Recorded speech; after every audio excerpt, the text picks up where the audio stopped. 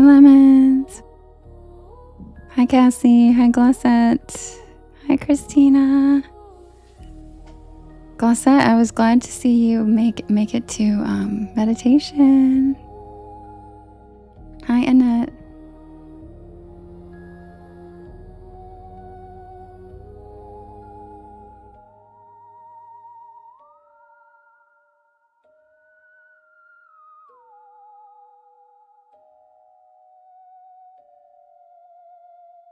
Hi, Monique.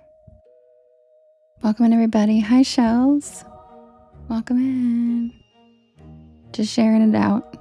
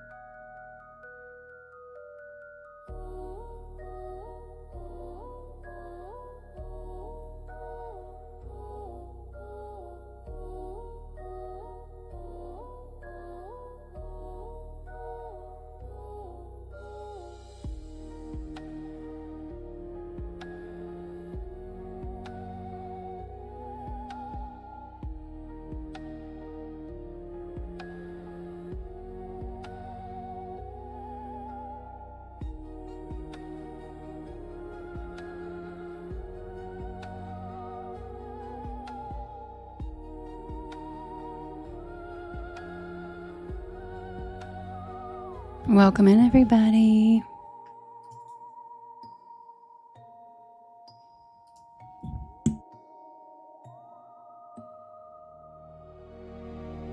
Anthony, please don't spam my chat. It's very rude. Hi, Crystal. Hi, Mary. The first story starts, and it's okay. The first story starts in 20 minutes after we vote. But everybody has to put their requests in first, and then I set up a poll, and then we vote on it. And at about 10:30, so about 15 minutes or so, will be the first story. So if you guys would like, feel free to start writing your story requests in all capital letters in the chat, and I'll write them down, and then we'll vote. Hi, April Travelin', missed you. How you been? Hi, Santana's. Don't worry, KJ, I'll read that one tonight anyway, because it's the new story of the week. I always read that on Mondays.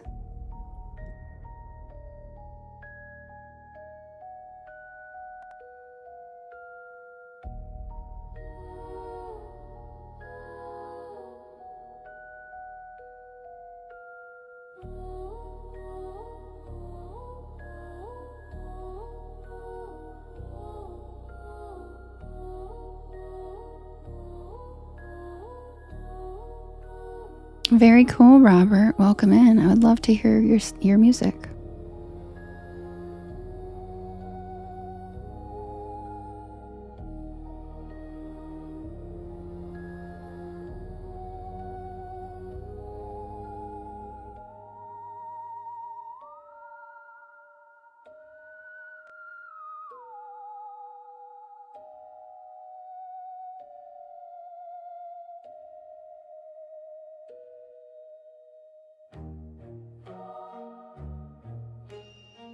Brittany, you can just call it Mothman. It's called the Detour, but nobody calls it that.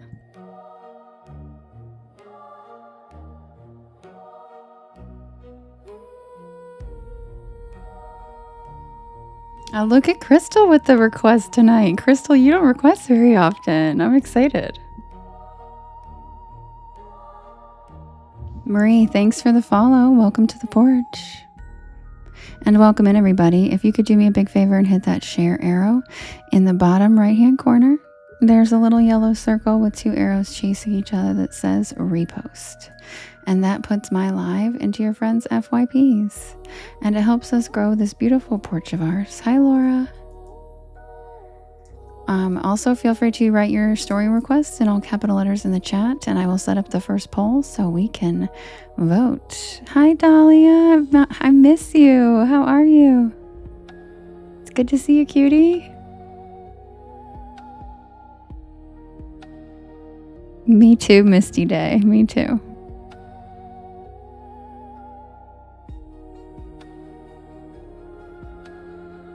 I don't start with the new one. I wait till after midnight to read the new one. That's okay, Katie. You don't have to know any titles. And I'm glad I'm helping you fall asleep. That's the goal. So just sit back and relax. You don't have to request anything.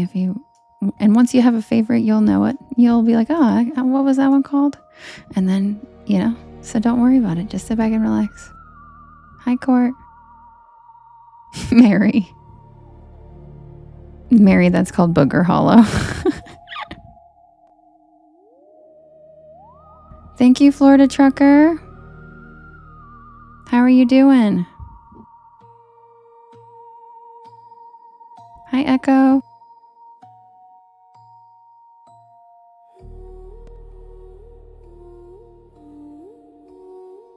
Hi, Steven. Sending you love too. How you doing?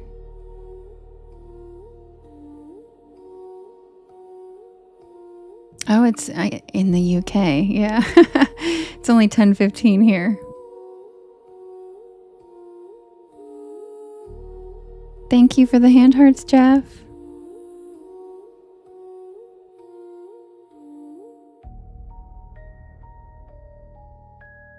Hi, Seabass. Thank you, Brian.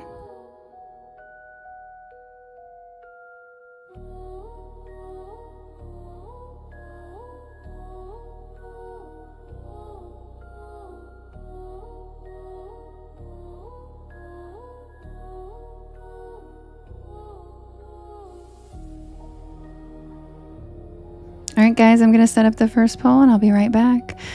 Feel free to hit that share arrow and the repost button. That puts my live into your friends' FYPs and helps us grow this beautiful porch. Hi, Knock and Fire. Hi, Rachel. Hi, Kim. Yes, I'm sure you are a Florida trucker man. I hope you're taking care of yourself. Yes, Regina, snuggle up. Hi, Trisha. Thanks for coming to the premiere. All right, you guys, thanks for sharing it out. Thanks for tapping. I'll be right back with the first poll.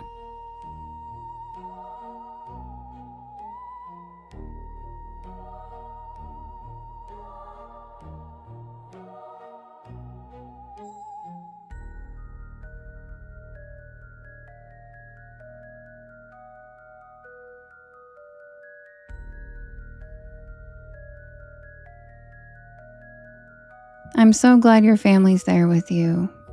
I'm so glad. And I'm so sorry. I'm sending you, and there's nothing I can say that can make anything better. I'm just sending you lots of healing love.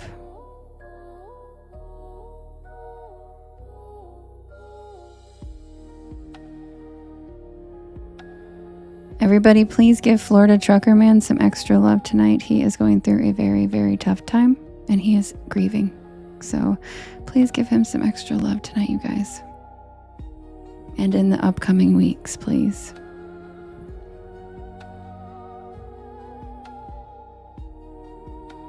Hi, Reed Farrell.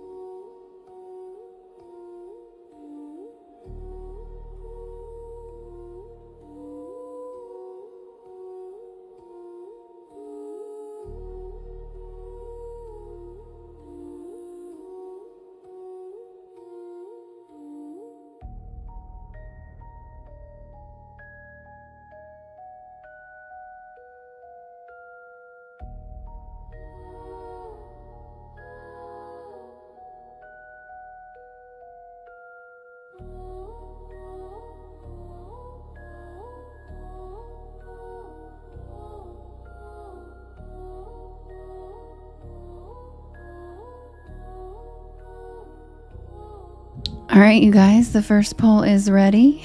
We have the water babies of Pyramid Lake. We have the Sasquatch Stalker. We have Haint Blue. We have the Reanimator. And we have Booger Hollow. You can vote in the top left-hand corner, and if you are on YT or Twitch and you would like to vote for something, our lovely Justin will come over and take your vote and take it over to TikTok and vote for you guys, because he is just the kindest person ever. So we have the Water Babies, the Sasquatch Stalker, Haint Blue, the Reanimator, and Booger Hollow. I know, Christina, isn't that amazing? Justin's the sweetest person ever. He goes over to the chat and he tells them over there that he'll vote for them over here. He's just so cute. He's so kind. Out of the goodness of his heart, he's just like the sweetest person. No, Reanimator is an Are You Afraid of the Dark reworking. The Mothman story is called The Detour. It's not on the poll this time around. But there's like 4 polls a night, so I'll put it on the next one probably.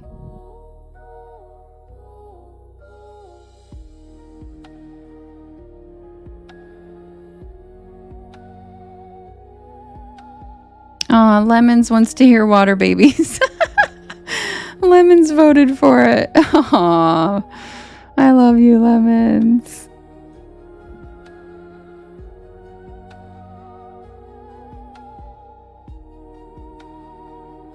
Donald, thank you for the follow. Welcome to the porch. Justin Reed said he would like water babies. I'm sure you're already on top of it, though.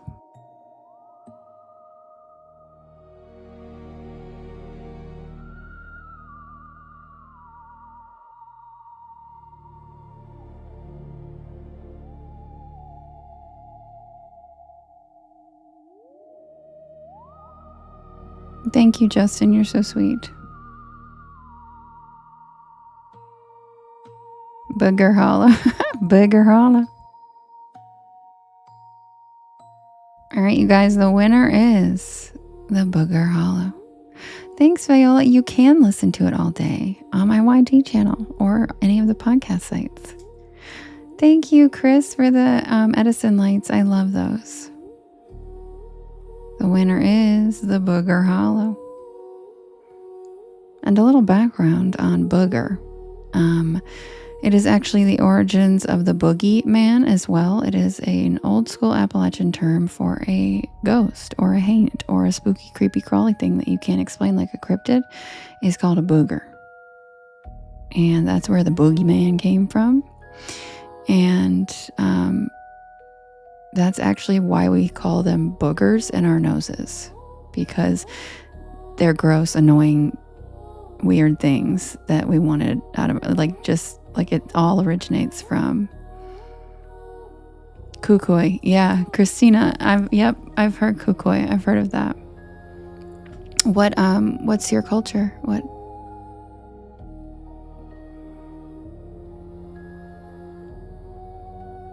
Yeah, Ellie, it does come out of your nose. But the reason we call them boogers is because somewhere along the way, we took the slang of like a creepy, crawly, scary, ghosty type of thing, and we named them the crusty things that come out of our nose. Lonnie. I know. I am full of the weirdest. I'm like Miss Frizzle or whatever. I'm full of the weirdest information. I really am. Lily, that was so cute. Picnic dog. Thanks. So yeah, I just wanted to give you guys a little bit of Appalachian background on why it's called Booger Hollow. You just pretend it's called Haint Hollow or Ghost Hollow or Spooky Hollow, because that is what booger originally meant. And now it pretty much only means boogers in our nose. But I promise you, a long time ago it did not. It meant spooky things that we switched to mean the things in our noses, because we don't like boogers either, you know? So.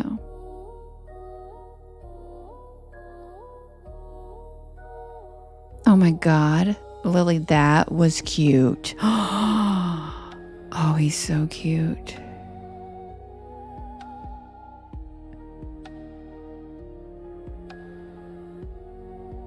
Hi, Voodoo Daddy. Oh my God, that little stingray was so cute.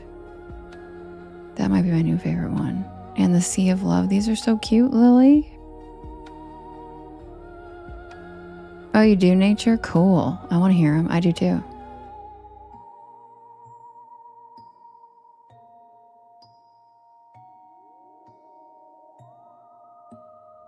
Oh, Reed? Really? That's cool. If you don't know if you should be scared of her, then you probably don't need to be scared of her. We're frightened of the unknown. But if you don't know, then you don't need to be scared of her. Because I'll tell you, if it was one you need to be scared of, you would know. You would know. Very quickly. Slime mold? What? Wait, hold on. Slime mold. I want to hear this. Weird random facts. What'd you say about slime mold? Do you have any stories around slime mold or courses? No, I don't. Knight's Mercy, thanks for the follow over there on T-Witch. One T-Witcher at a time. one Twitcher at a time.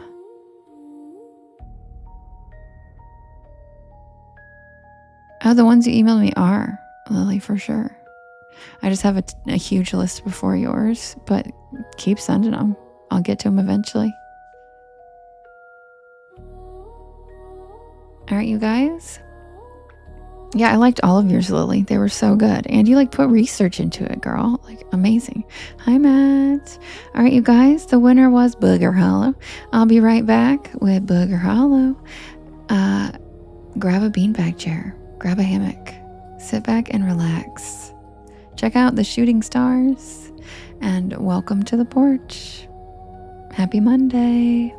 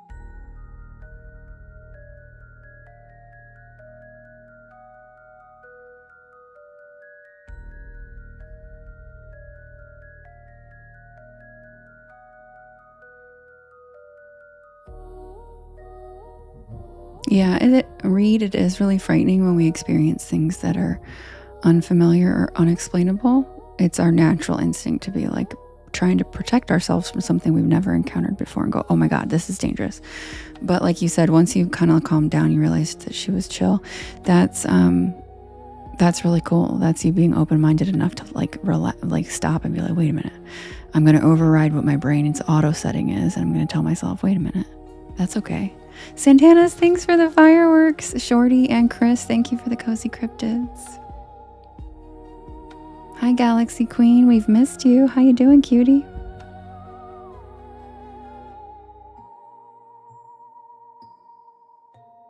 Matt, are you feeling better today?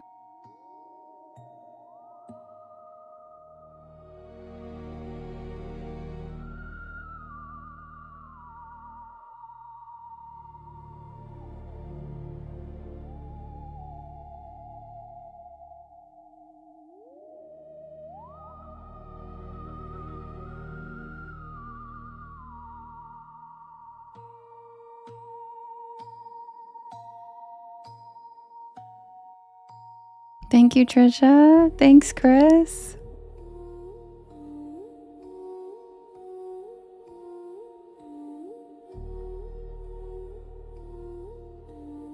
Thank you, Trisha. Those are so pretty.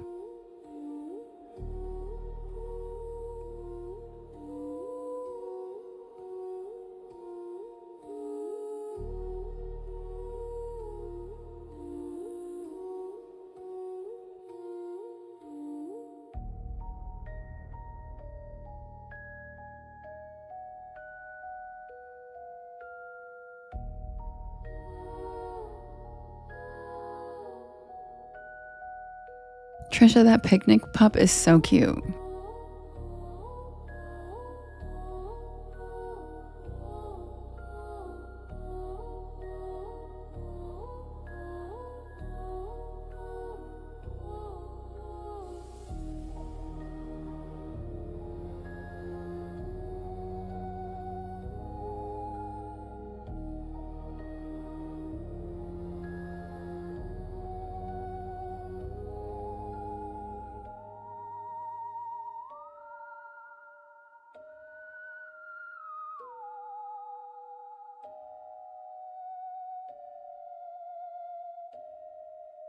Oh my gosh, Trisha, those were so pretty. Thank you. Chris, thanks for the donuts.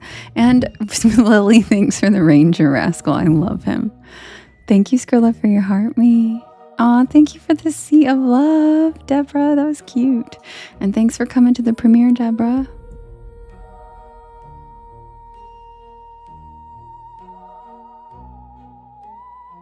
Oh, Matt.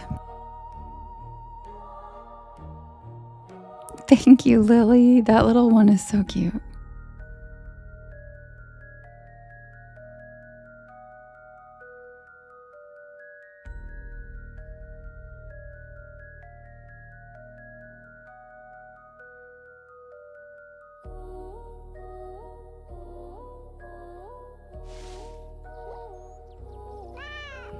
Oh my God, Robin. Oh my God, Robin, you know that's my favorite. Robin. I don't even know if you know that's my favorite, but Lily the leopard holding paws with me, swinging through a field of flowers is literally like a dream of my life. Like, I would give anything to hold paws with a baby snow leopard or snow tiger, what a white tiger, and like spin through a field of flowers. It's literally like, it's the closest I'm ever gonna get.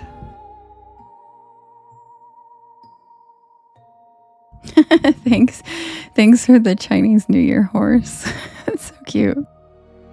And Pixie, thank you for the Rue mother. That I've never seen that. That's cute. You guys are so cute tonight with these. Thanks. Quick swig and I'll be right back. Hi, Zach.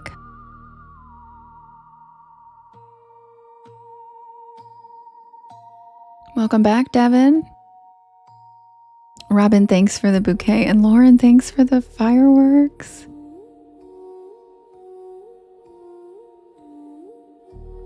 Also, happy Monday, guys. It's New Story Monday. I know, so much cuteness. Literally, like, I can't even. Oh my God, the pearl chimes. I finally saw it. It's cute. Thanks, she's a beast. It wasn't showing up yesterday. Hide and seek doll. Man, these are all new. Thank you to everybody who attended the premiere at 7 tonight. And if you didn't, don't worry. I will read the new story after midnight.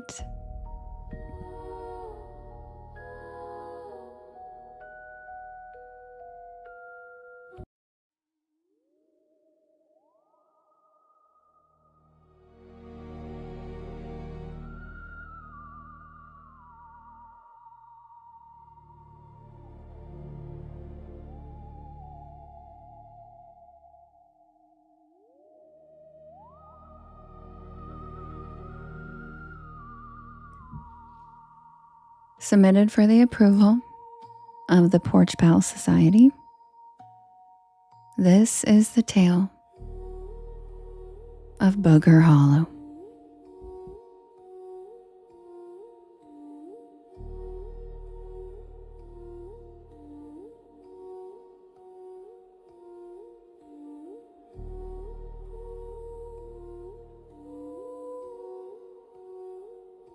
Also known as I have a fucking permit. Right, Mary?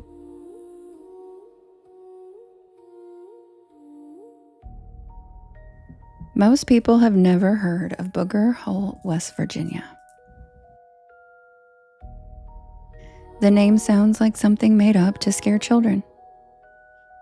But it was a real settlement, hidden deep in the mountains of Clay County.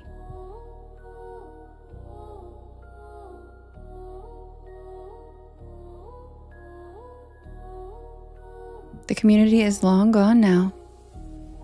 The roads faded away. The houses collapsed. The forest swallowed almost everything that remained. But the stories never disappeared.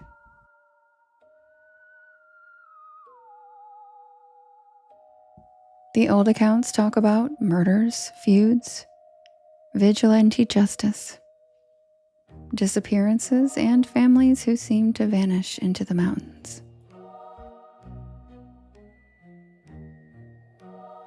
Hi, Dragon.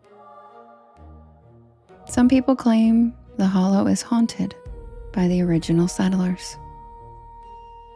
Others insist there are still descendants living deep in the woods who don't want outsiders around.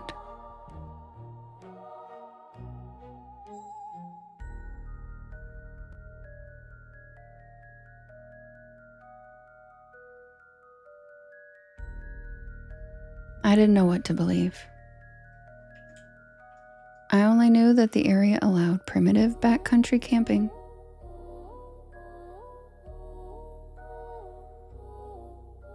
And that I had secured permits for myself and 2 friends for a 3-day weekend.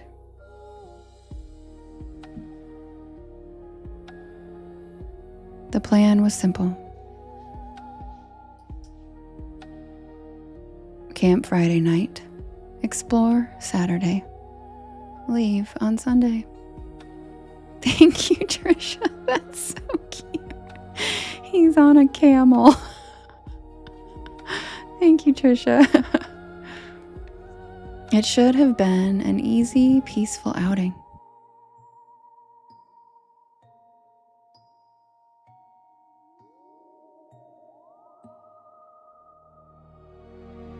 Instead, it became one of the most terrifying weekends of my life.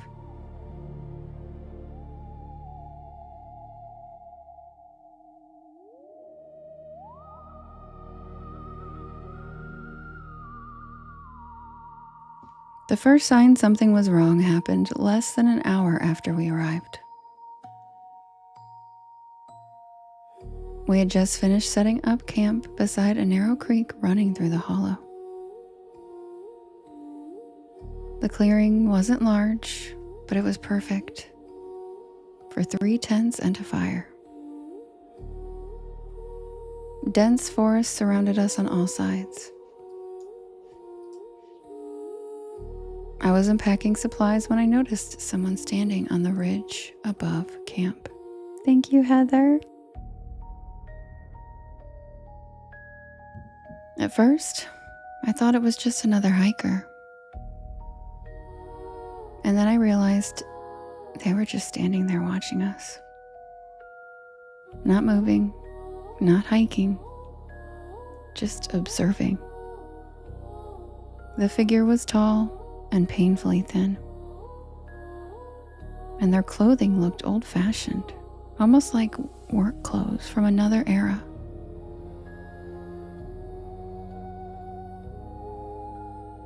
The person stood among the trees, staring directly at us. Finally, I just decided to wave at them. Hey. The moment I did, they just stepped behind a tree and disappeared. Okay, weirdo. Skrilla. About 30 minutes later, we heard someone whistle from the woods. Not a bird. This was a human whistle. And then another whistle answered from somewhere further up the mountain. And then another. The whistles moved through the forest around us, one ridge, another ridge, and then somewhere behind camp.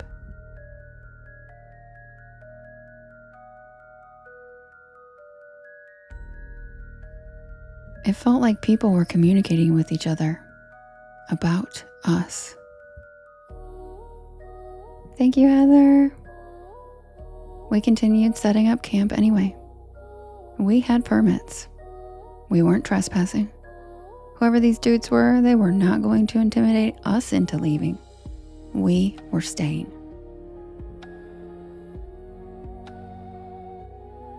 By sunset, we had regretted that decision.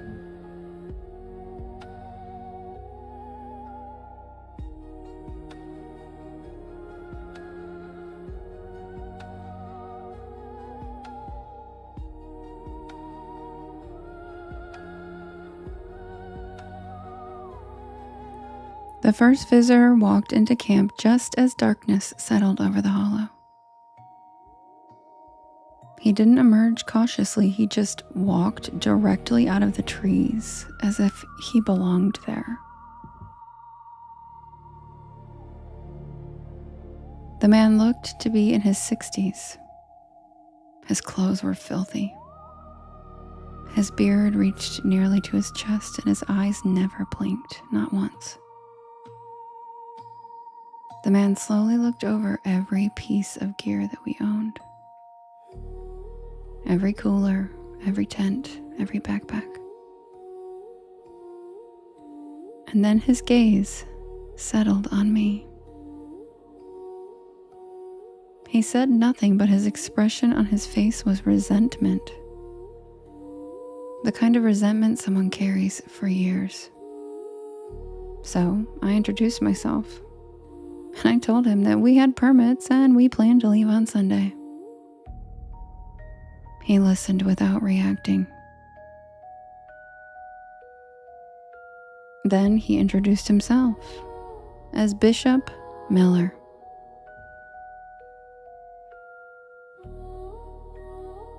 And then he said, the families didn't want us there. Not the locals, not the landowners, just the families. As if everyone should know who he meant. Thank you, She-Wolf. Thank you, Misty. I love that stingray. He stared at our campfire for several seconds before turning around and walking back into the woods. No goodbye, no explanation, just gone. Okay. Around midnight, we realized that one of our coolers had vanished. Not misplaced, gone. Nowhere to be found in our campsite. We spent nearly an hour searching. Eventually, we found it sitting upright in the middle of the creek, nearly 100 yards downstream. All the food inside had been removed. Somebody had carried the cooler away while our backs were turned as we sat around the fire. And none of us saw or heard anything. And that realization was really scary. How did someone enter camp without any of us noticing? The next morning, things became worse. Fresh footprints covered the muddy ground around our tents. And there weren't just 1 or 2 sets. It looked like at least 6 or 7 people had walked through our camp while we slept. One set led directly to my tent. The prints stopped inches from where my head had been. I couldn't stop staring at them. Someone had stood there watching me sleep. That afternoon, we explored the remains of the old settlement. Most structures had collapsed decades ago. A few stone chimneys still stood among the trees. And near one foundation, we found something strange. Names carved into weathered wood. Maddox Miller, Harper Miller, Tanner Miller, and Bishop Miller. The carvings appeared old, really old, but Bishop was the old man who came to our camp last night. We photographed them and we continued hiking. Thank you, Stephen. As evening approached, we returned to camp. The atmosphere felt wrong immediately. Our tents had been opened. Nothing valuable was stolen. Instead, our belongings had been rearranged. Sleeping bags moved, clothes stacked in piles, our backpacks emptied, our personal items placed neatly around the fire circle. People had been inside our camp again.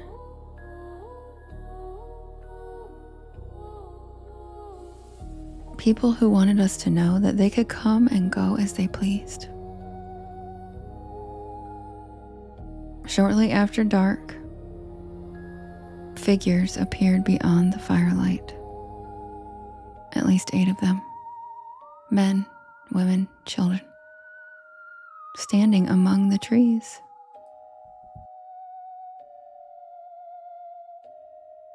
They were watching us.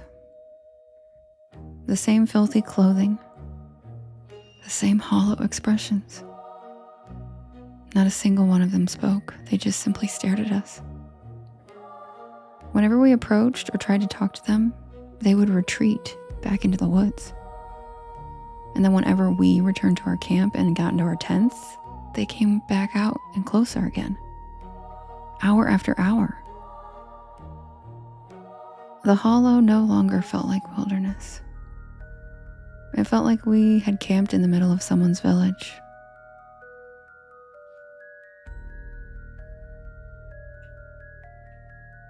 In the middle of the night, I woke to movement outside my tent. Heavy footsteps. Human footsteps. I opened the tent flaps and I froze.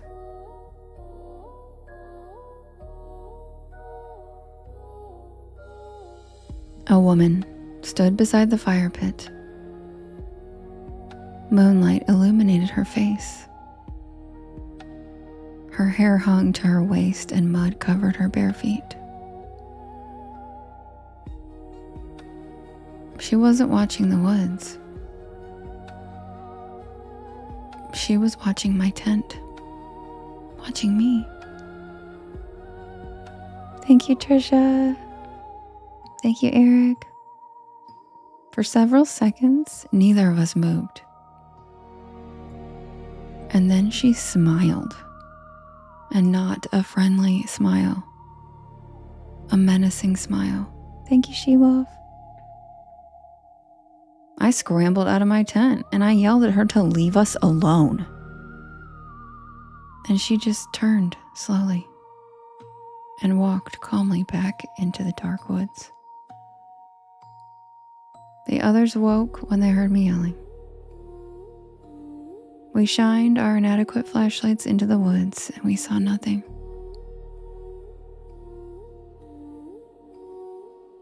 By dawn, none of us wanted to stay another night, but we were stubborn. We had paid for permits. We had every right to be there, and these weirdos weren't going to scare us off. So we stayed. The final night became a siege. The people stopped hiding, and they just started walking openly around camp. They stood between trees, they watched from the creek. Several times they approached close enough for us to clearly see their faces. One old man repeatedly circled camp carrying an antique lantern. Another sat on a fallen log for nearly an hour, just staring at me, smiling a creepy smile. Near midnight, one of them threw our firewood into the creek. And then someone dragged one of our folding chairs into the woods. The harassment never stopped. Every time we'd recover an item, another would disappear. Matt, sleep became impossible, and the fear was constant. These people seemed determined to drive us away.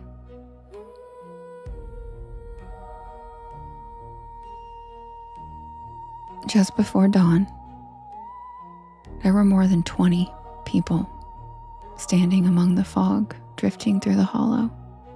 Men, women, children, entire families, watching us silently from the trees. And for several minutes, no one moved. We didn't know what to do. And then the rising sun touched the ridge, and the fog lifted, and every single person disappeared. One moment they were there, and the next, the forest was empty. We packed immediately. We were done.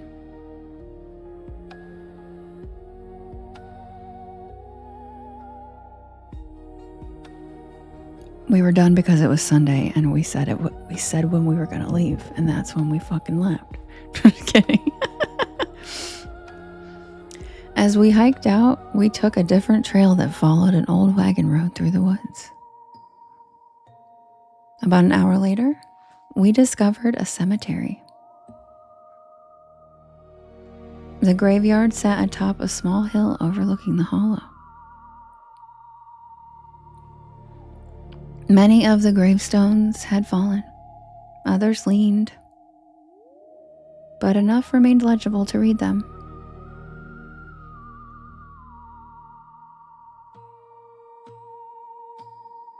I stopped at the first one, and the name made my stomach drop. Bishop Miller. Then Maddox Miller, Harper Miller, Tanner Miller. This was that old man and his family.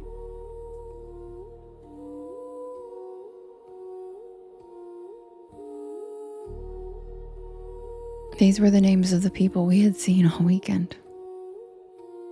And then I noticed the dates. Every grave belonged to someone who died between 1880s and the early 1900s. Entire families, rows of them. Parents, children, grandparents, dozens of graves. The deeper we walked into the cemetery, the faces of these people that we saw in the woods seemed to attach to the names. The old man with the lantern, the woman beside my tent. Name after name, they were all buried here.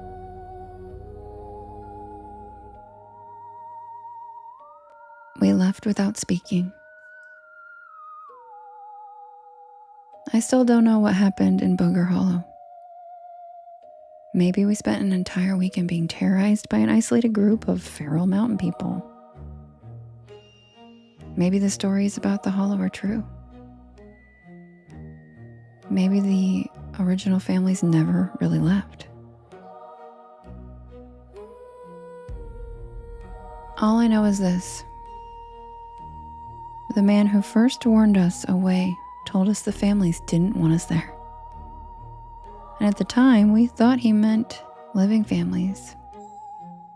But now, I'm not so sure.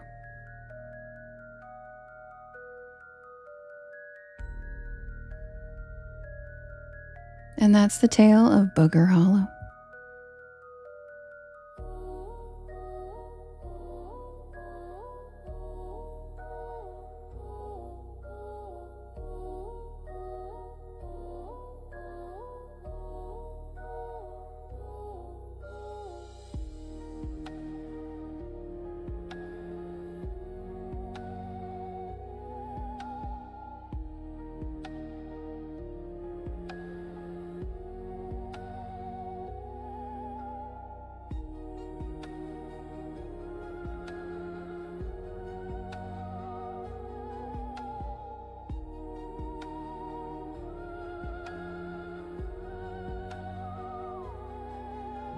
Welcome in, everybody. My name is Devin, and this is Porch Lore. I tell spooky bedtime stories to help you relax your nervous system and fall asleep. I'm here every single night at 10 p.m. Eastern Standard Time until about 1 in the morning.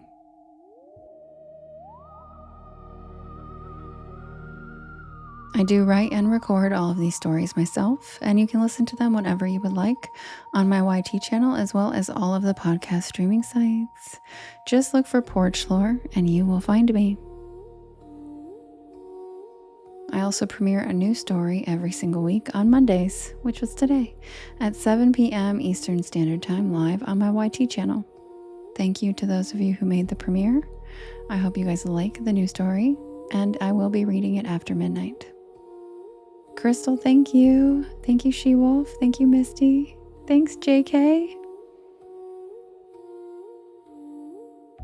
And I'm going to set up the next poll for us to vote. And if you guys could do me a big favor while I do that, if you could hit that share arrow in the bottom right-hand corner, there is a little yellow circle with 2 arrows chasing each other that says repost. And that puts my live into your friends' FYPs. And it helps us grow this beautiful porch of ours. And it helps cool people come in instead of trolls. Also, sharing to your stories and sharing with your friends helps immensely. It shows the algorithm that people like the live enough to share it to people. Also, tapping helps too, helps us get pushed out. And thank you for all the beautiful gifts tonight so far. You guys are amazing. I'll be right back with the next poll. Grab a beanbag chair, grab a hammock, sit back and relax, and welcome to the porch.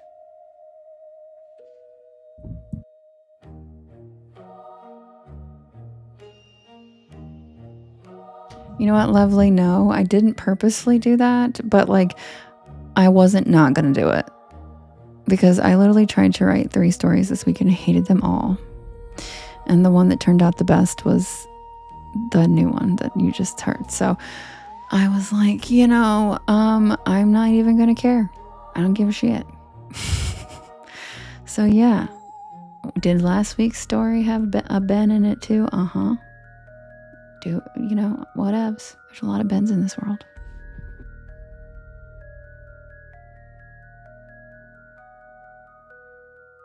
Because yes, sometimes I do get writer's block. I am also my own worst critic, and I don't have an editor or anything because I'm a one-woman show here. So sometimes I look at the things I've written and I'm like, I fucking hate this. It's so stupid. It's not scary at all. And then I'm like, nope, and I can't even like crumble up a piece of paper and throw it in the trash and get satisfaction because I write them on my computer. So I'm just like, and then they just sit there as like horrible versions of stories I'm never going to use. And so by the 3rd story, I was like, you know what? I don't give a shit. Because the reason is like I told you, if you guys recommend a topic that I choose, you usually get to be in the story, especially if I know you very well. If I know you well enough, then I'll be able to write you in a little bit. And so yeah, he also suggested this story and sent me articles about it.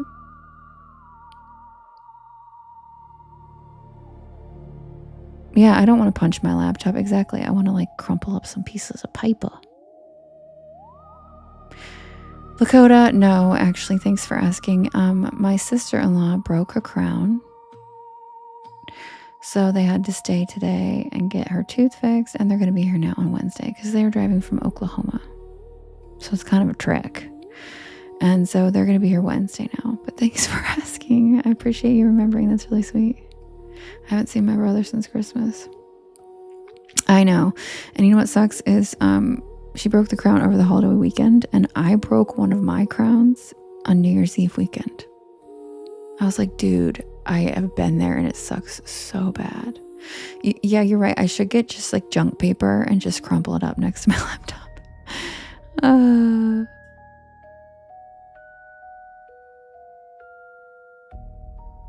Regulators. Hi, Remy.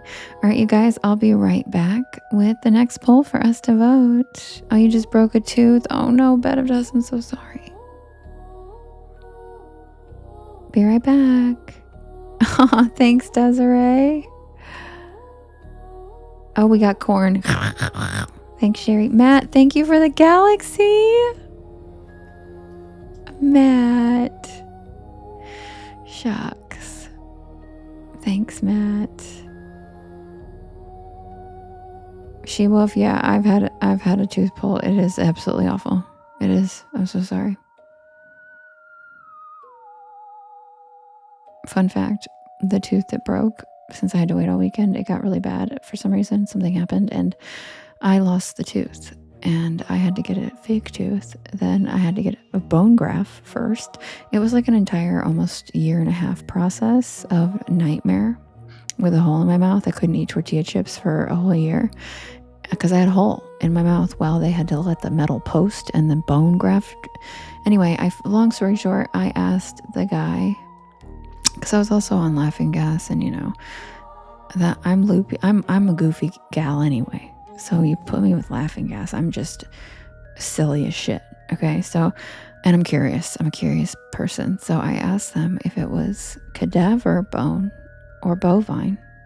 Yes, I do know which ones they pull from. How? I don't know.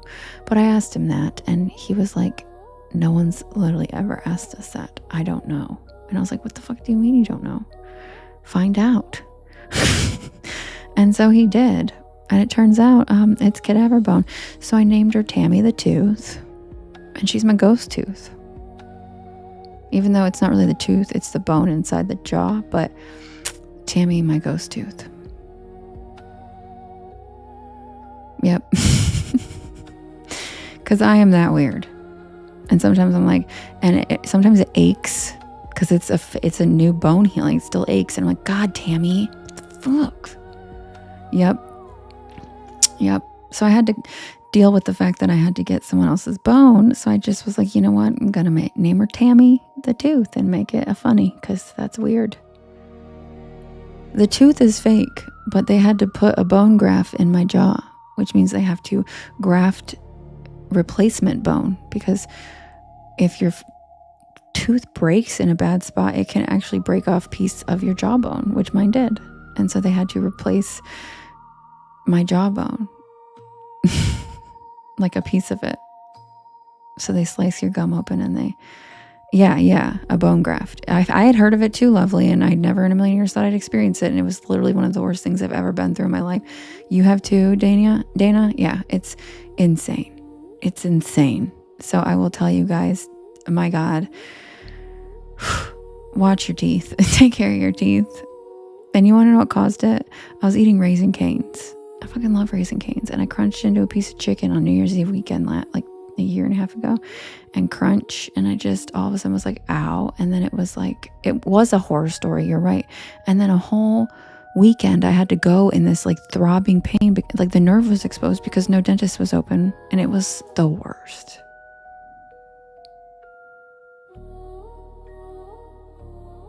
Yes. To set an implant, yes. It took over a year, Dana. Like literally over a year. People don't even understand. I couldn't even eat tortilla chips. I had a hole in my mouth for almost an entire year. And I just didn't open the bottom of my mouth. Benny bone graft to hold Tammy the Tooth in place. Got it. Benny. That's hilarious. Oh, you had to do a bridge. Oh my God. Yours didn't take? Because that's what I was scared of. Is that what you're saying? Yours didn't take? Because they told me too. They're like, by the way, there's a chance that all of this, your body could reject it. And my body rejects stitches. They stitched up my mouth and I drove home. And by the time I got home, my stitches were out of my mouth and I had to drive back.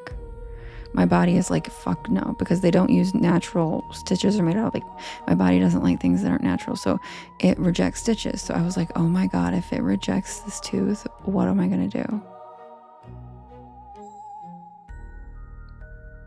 Yep. Lana, that's what happened to me. I broke it all the way to the nerve and it broke off part of my jawbone. It was so crazy. Anyway, so my sister-in-law broke her crown and I immediately snapped back to my tooth trauma and I was like, oh, dear God. Dear God. So if your teeth hurt, I swear to God, it costs 1,000,000 times more money to have to fix it later than to just pay $100-something to go to the dentist and check it out. Because I don't even want to tell you how much a tooth implant costs. I don't even want to tell you. I won't tell you. It's insane. It's horror. I could have maybe bought a car. Anyway, I'll be right back with the next poll.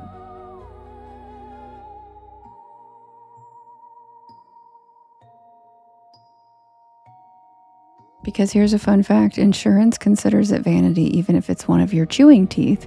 They don't care. They're like, you want to be pretty and normal looking? Nope, that costs money. We're not doing that. And they won't cover it. They're considered a beauty or whatever the hell it's called.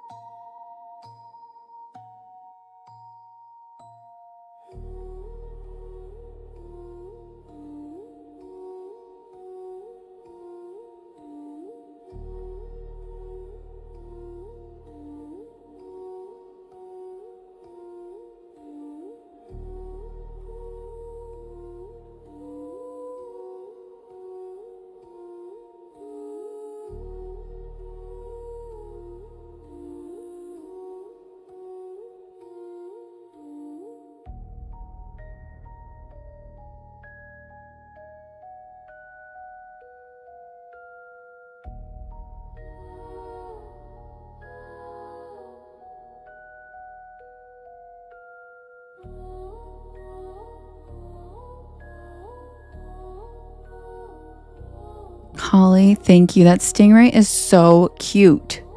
Desiree, thanks for the fan cat. God, I love that stingray. He's so cute.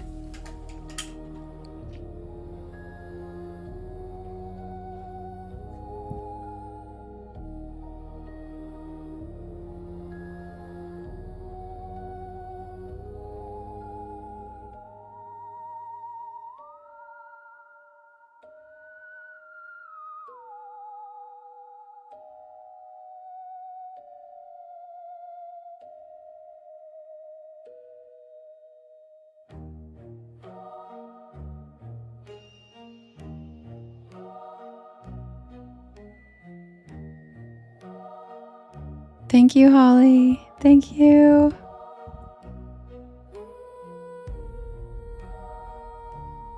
Good for Jim Garrett.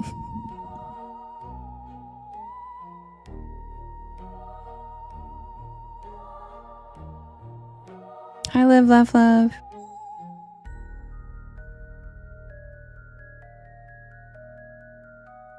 Yes, Lakota. Implants is like financing a new car.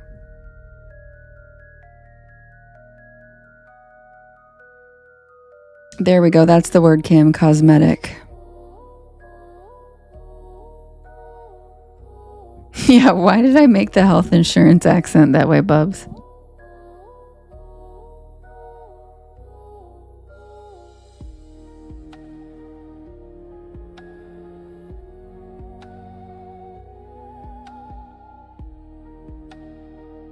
Right, Dana? A Cadillac smile.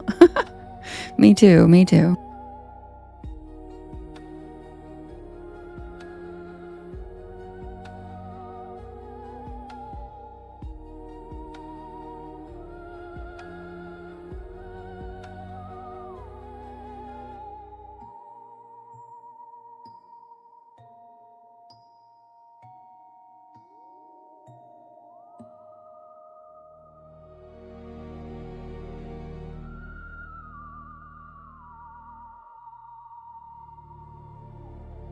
Thank you, Priscilla.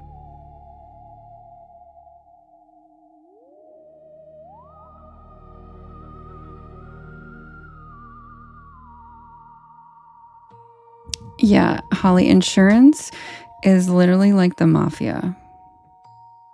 They're like, pay us for protection. And then when you get in trouble, they're still like, would let you die. Like,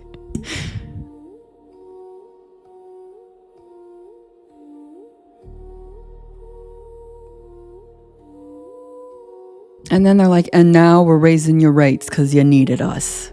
How dare you?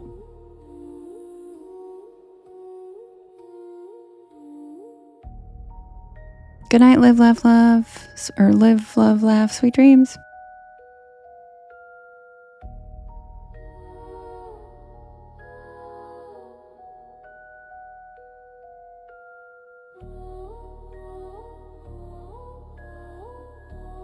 All right, you guys, the next poll is ready.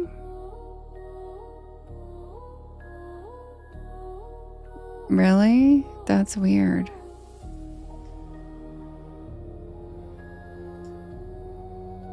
Thanks, Bubs.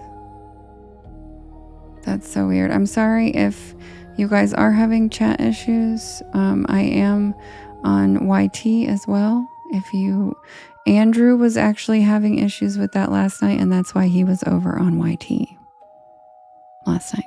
So it must be an update or some shit. Who knows? It's literally something every day with this app. Got your repost button back? Cool, because you don't have the chat today. So, Yodi, that's funny, the teeth whisperer. So anyway, I don't think that many people would have their clear screen on, but maybe. Just make sure you guys didn't clear the chat away.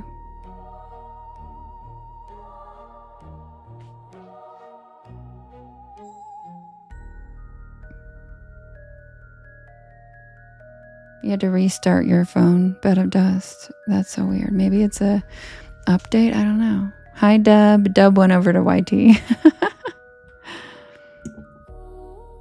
All right, you guys, the next poll is ready. We have the names in the logbook. We have the Mothman. We have the masked visitor. We have the Pine Barrens beast. And we have the frightful fireworks. And don't worry, Drew, Venus has had a battle with her repost button and TikTok for like 2 weeks. Here we go. We have the names in the logbook. The Mothman. The masked visitor. The Pine Barrens beast. And the frightful fireworks. Who's it gonna be? And the poll is just hiding under the stupid hot pink galaxy banner or universe banner. If you swipe out and come back in, it will be there.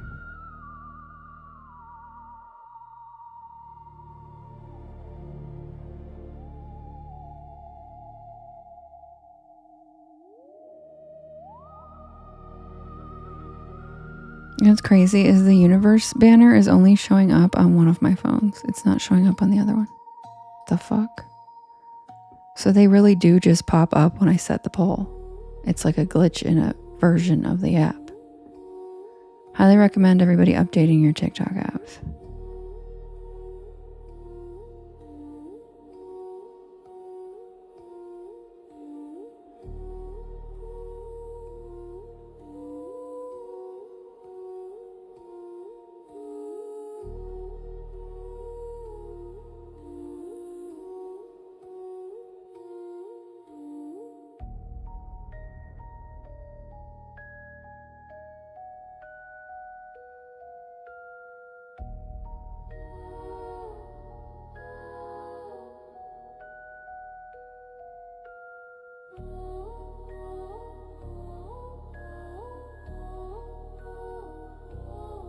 Robin, what about like your iOS? Ooh, guys, it's a close one. Who's it gonna be?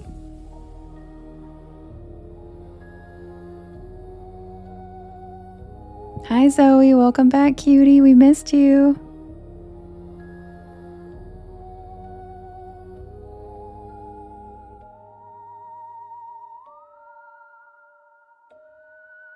Hi, Songbird.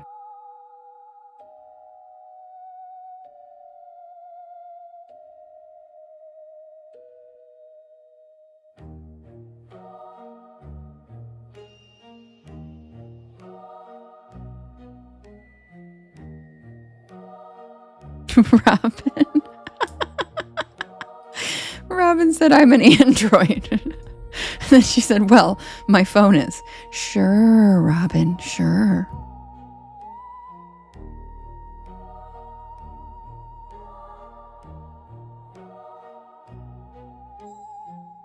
Lovely. Yeah, everybody's TikTok's being weird tonight. Sorry, you guys. I don't know what to tell you. I'm so sorry. I guess just sit back and listen and tap.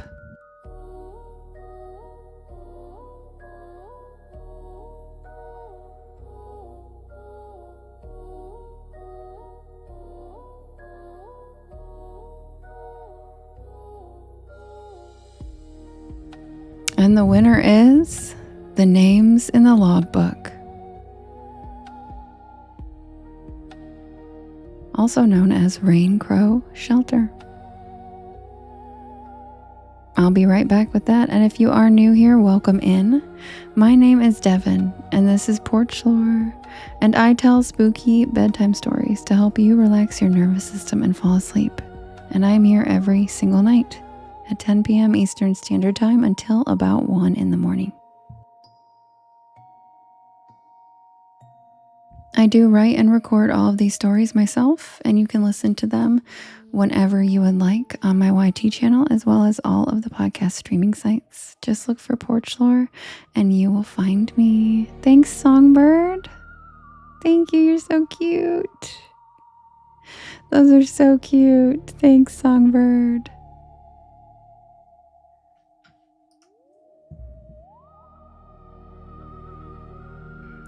And And if you guys could do me a favor while I pull up the next story, if you could hit that share arrow in the bottom right-hand corner, there is a little yellow circle with 2 arrows chasing each other that says repost. And that puts my live into your friends' FYPs and helps us grow this beautiful porch of ours. Also, thank you to those porch pals writing keywords in the chat throughout the night to let AI know what this live is about. Things like, are you afraid of the dark? Goosebumps, supernatural, paranormal, storytelling, Appalachian, ASMR, spooky, anything like that helps immensely. Grab a beanbag chair, grab a hammock, sit back and relax, check out the shooting stars, and welcome to the porch. Happy Monday. I'll be right back with the tale of the names in the logbook.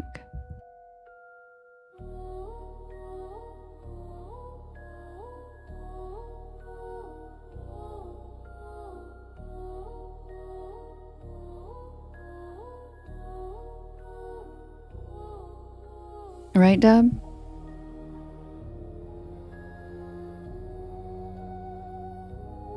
Thank you, Curry. That's so sweet.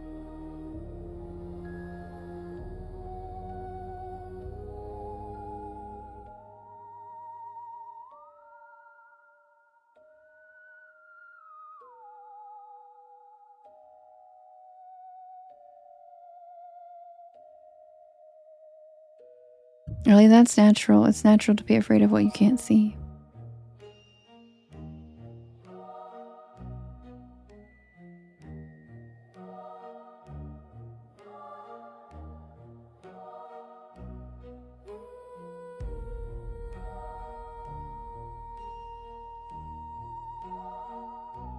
You know what would be cool if TikTok threw into one of their app updates? If they, I don't know, removed the damn universe banner.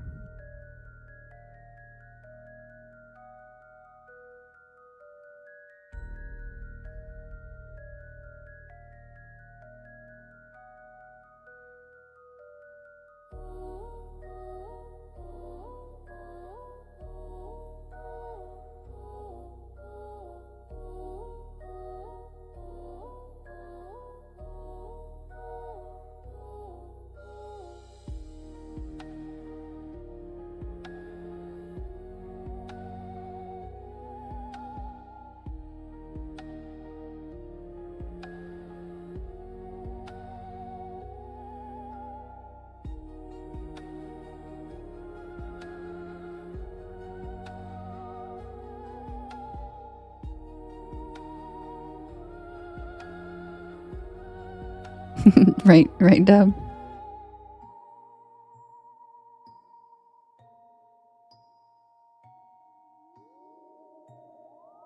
Hi, Jasmine. I'm so glad you're over on YT. Hi, cutie.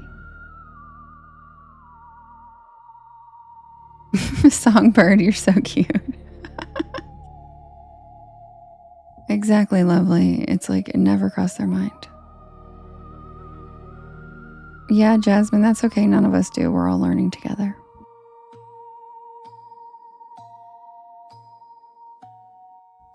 Thank you, Jess. I didn't know what I was doing on TikTok last summer either, so, you know, we'll learn. Oh my god, I'm in love with this stingray. Why is he so cute?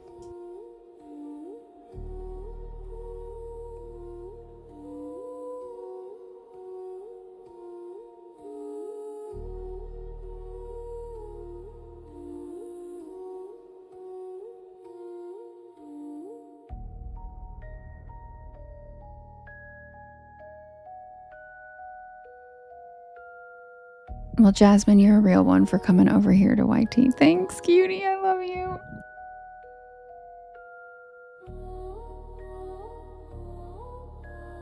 Robin, my dragonfly video, I know I'm a giant child and I freak out about. So when I say take time to appreciate the little things, I am walking. Walk it like I talk it. Walk it like I talk it. I am. Because I literally get that excited about a dragonfly. And that's a genuine reaction. I'm like, I don't know. And what's crazy is I used to live a really bougie life. And then It's crazy when you have an ego death and everything in your life goes crashing down and you have a tower card moment. It's crazy how you start to appreciate the littlest things. Like, if you told me 10 years ago that I'd be freaking out over seeing a dragonfly, I wouldn't believe you. So sometimes it takes grounding and recentering and finding a new sense of purpose to find the joys in life.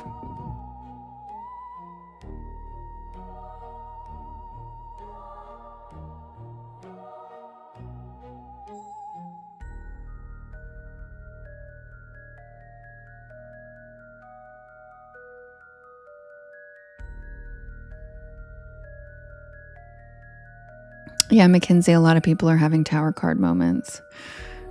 And good, Lonnie, I hope it gives you hope. I mean it.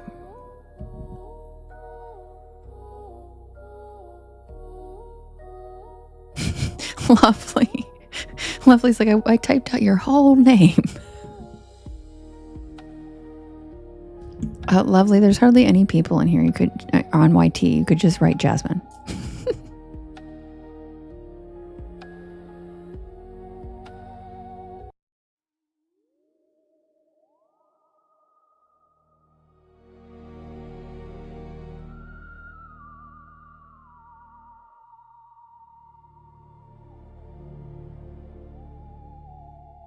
Dude, Matt, same. My FYP has been so weird. I've been getting like, not even like bizarre. Like, every person who like my live, I splash myself with water. And like I'm not kidding.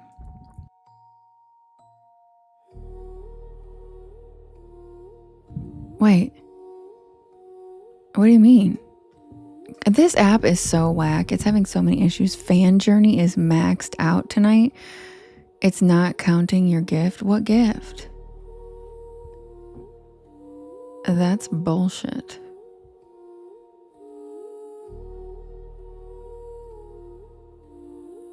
Yeah, everybody's has been so weird. They definitely have been messing with TikTok this week. Something's going on. Because my FYP's been the weirdest shit I've ever seen. And a lot of people said they couldn't see find my live like 2 weeks ago. And it just keeps changing. Oh my God, Sea of Love. Seahorses. I love them. Seahorse, sea hell. You had a seahorse party? Who didn't invite me? Yeah, I will say that, not to sound like a conspiracy theorist, but CERN did turn off their giant particle accelerator for the next 4 years. And every time they do that, something fucking horrible happens. But anyway, it's cool. I'm the captain of tying knots, Holly. Yeah, exactly. Not my gin, not my problem. Right, Flower? Or Lady Rose, it really is.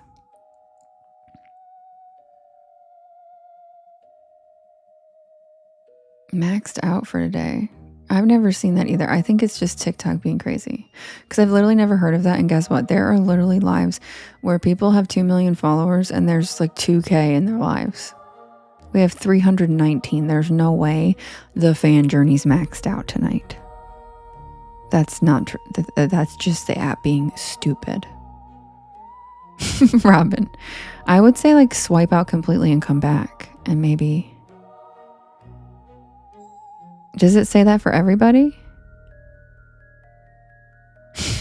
Just all done for today? That's what it says. That's so weird. All done for today. I didn't. What? So bizarre. So bizarre. Maybe because it's almost a new day.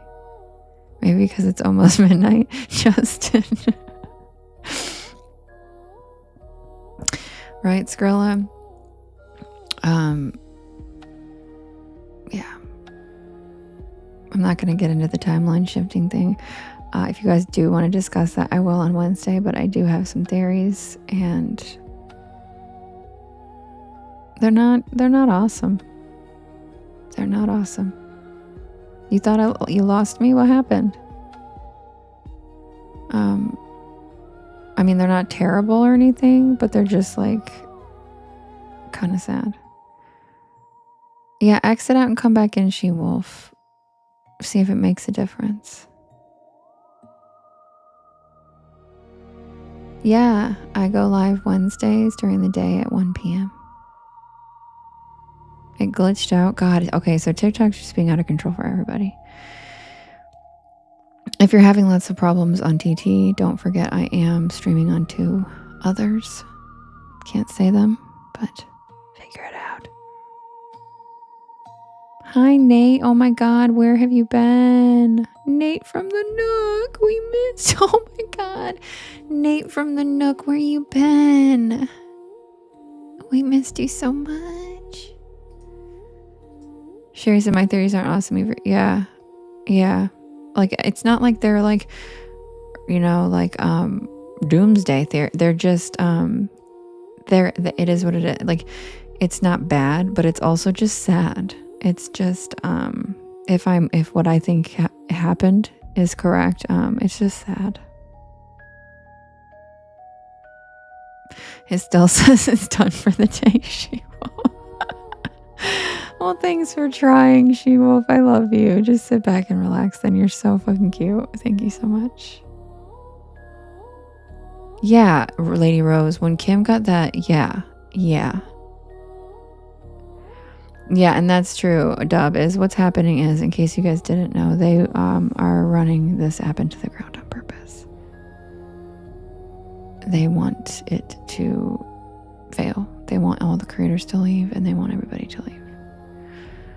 Because, I mean, they tried to make it illegal like 6 times. So now they're like, all right, well, just let us buy it. Just because we're worried about privacy with Chinese people. No, you just wanted to run this shit to the ground. And you're doing a damn good job. Because it's just so, and the thing is the size of this app there. But the thing is it was such a glitchy piece of shit before they changed owners. Don't forget that. That I'm like, is it them or is it really just they took over a glitchy piece of shit and they don't know what they're doing either? Because don't forget that even before new owners, it was still crazy. It's never been to the level of like fame, you know, to the being one of the top apps in the entire fucking world. It has never ever been up to par with what it should be technology wise. But that's because they probably are paying people in like a closet to do the coding.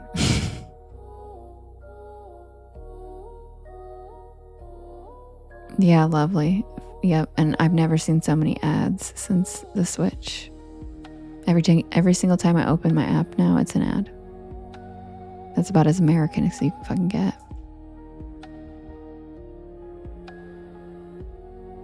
Yeah, Lakota, and they were never worried about that.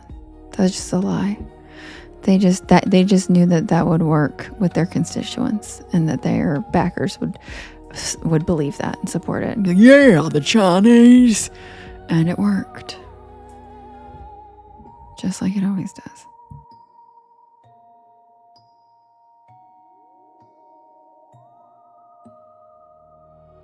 All right, you guys. Quick swig and I'll be right back.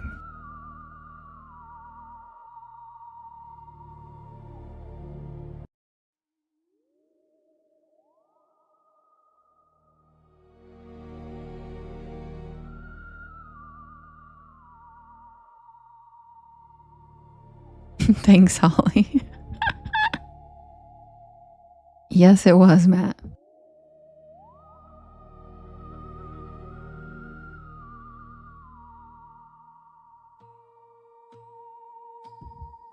Submitted for the approval of the Porch Pal Society. This is the tale of the names in the logbook.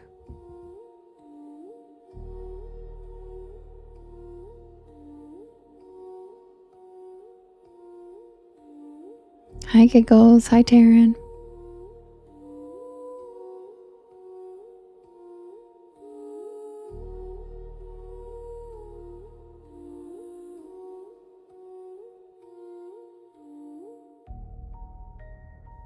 I wasn't supposed to still be on the trail that late.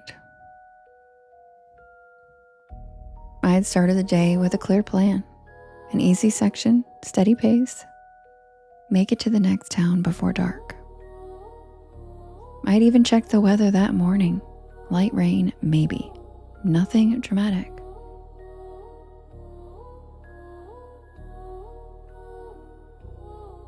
By mid-afternoon, the sky changed in a way that I didn't like.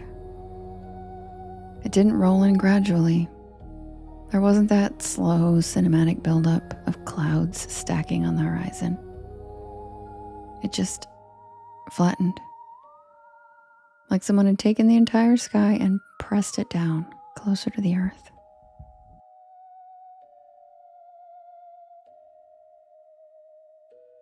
The light dimmed, not darker exactly, just muted. And the color drained out of everything. I remember stopping on the trail and looking up through the trees and feeling that quiet, creeping certainty that I had misjudged something.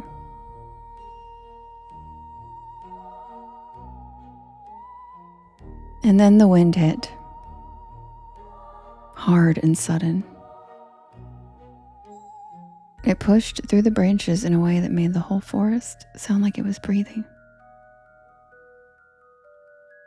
Leaves flipped, trunks creaked, and somewhere in the distance, I heard a sharp crack, loud enough that I flinched.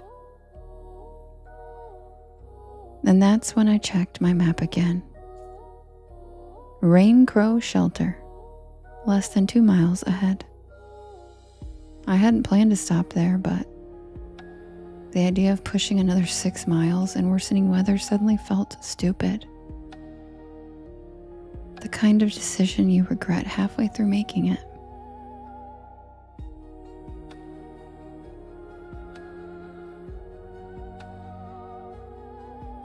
So I turned my focus forward and I picked up the pace. The rain started before I made it a 1/4 mile. At first it was just a mist, fine enough that it barely registered. Then it thickened, heavy drops soaking through my jacket. The trail turned slick under my boots, mud grabbing at each step, pulling me off balance. I don't like being rushed in the woods. Everything feels louder when you are. Your breathing, your footsteps, the way your pack shifts and creaks. It all starts to feel like noise that you can't control, and something about that makes you hyper aware of everything else.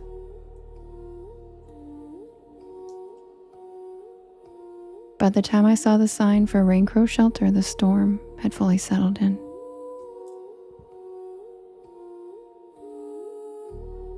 Thunder rolled somewhere behind the ridge. Not sharp, not immediate, just low and constant, like it had been going on long before I arrived. The path to the shelter branched off the main trail, narrow and slightly overgrown. I almost missed it. The wooden sign was old and the lettering faded enough that I had to step close to read it. Rain Crow Shelter.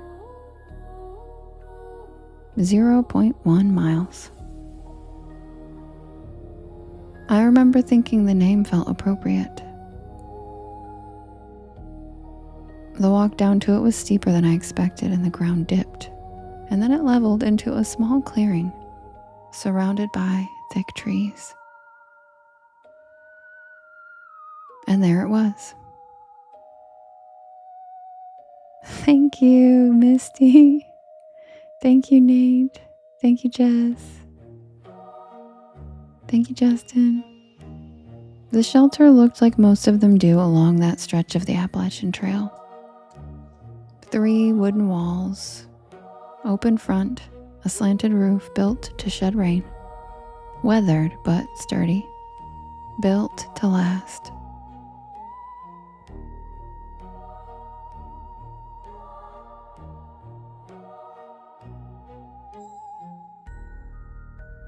Scroll. And then I realized there were already people in there. 4 of them. And that surprised me. And not because shelters don't get crowded, they do. But this section of the trail wasn't busy that time of year. And with the storm rolling in, I hadn't expected anyone to have gotten ahead of it.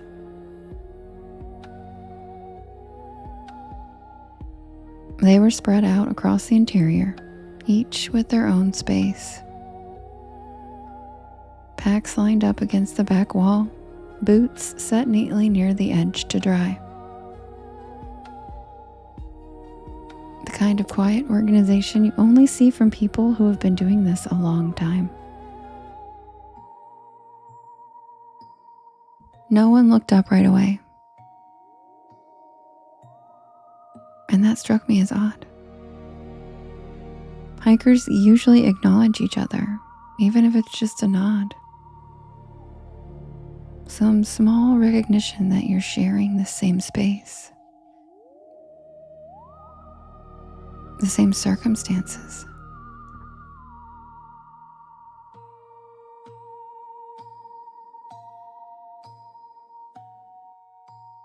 But here, it felt like I had walked into something that was already in progress. Yes, Crystal, how rude. So I shook off as much water as I could and I set my pack down near the entrance. The air inside was warmer than outside, but not by much. It held on to the dampness, filled with the musty smell of old wet wood and moss. Good night, Holly.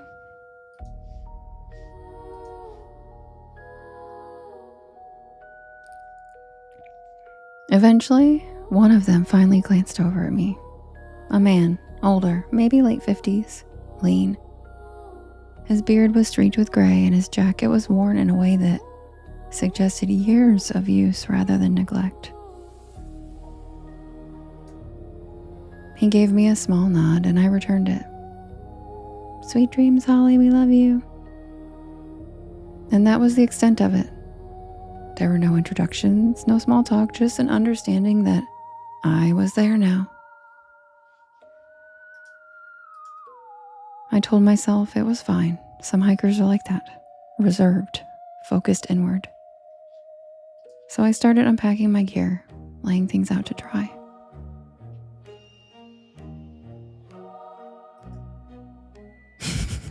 Scroll.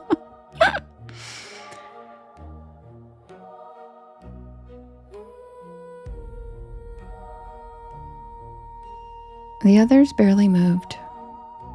That was the next thing I noticed. There was no shifting, no adjusting, no unconscious small movements. The older man sat near the back wall, his hands resting on his knees. Across from him, a younger guy, mid-20s, leaned against his pack, staring out into the rain.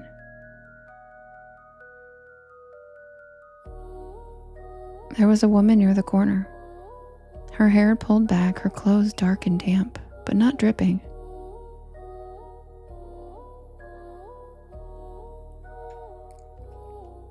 Another man sat near the entrance closest to me. His boots already off and lined up neatly beside him. Thank you, Misty. I tried not to stare, but I was just trying to assess my surroundings. Hands on your knees, hands on your knees.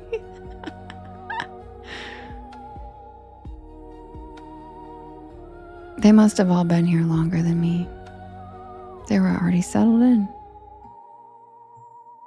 They were used to waiting out the storm. Time stretched in that quiet way it does when there's nothing to do but exist in it. The rain didn't let up. If anything, it got heavier. Water poured off the edge of the roof in steady sheets.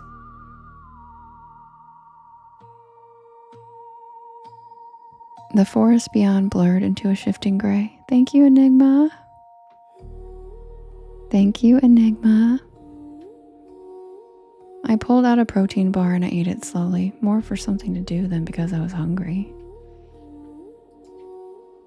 At some point, the woman shifted slightly. Just enough to look at me. There was something in her expression that I couldn't place. Not unfriendly, not welcoming, just aware. Like she'd been watching longer than I had realized. I gave a small polite smile, but she didn't return it. She just held the look for a second longer, and then she turned back toward the rain. I told myself it was nothing, but slowly I started noticing other things. Their gear, it all looked older. Not just worn, but outdated. The kind of packs you don't see much anymore.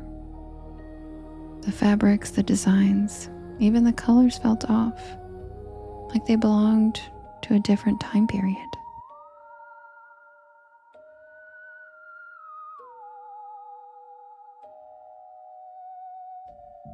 I tried to brush it off. People use all kinds of gear out here. Some stick with what they know. Some prefer older equipment. As the evening settled in, the light outside faded faster, and the storm thickened, and darkness swallowed what little remained of the daylight. I set up my sleeping bag, I changed into dry clothes, and I tried to settle in. No one lit a lantern. No one pulled out a headlamp. The shelter just stayed dim. Enough ambient light filtered in from the storm that I could still make out shapes and outlines during lightning strikes, but it wasn't comfortable. It wasn't the kind of light you choose. And yet, no one changed it. We all just sat there in the silent darkness. Good night, Robin. And that's when I noticed the logbook. It sat near the entrance, tucked into a small metal box to keep it dry. Standard for most shelters along the trail. A place for hikers to leave notes, track who's passed through, share small pieces of information. I grabbed it and I flipped it open.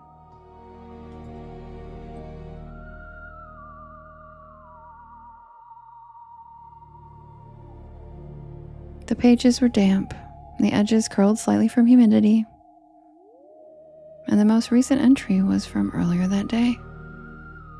It was the list of their names, the 5 of them. For a minute, I thought I recognized those names.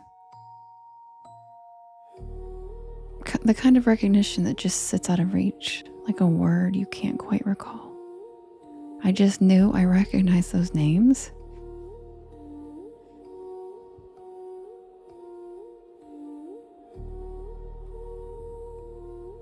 I glanced over at the others, and they still hadn't moved. Not even a glance in my direction. I closed the book and I set it back. Something about it made me uneasy.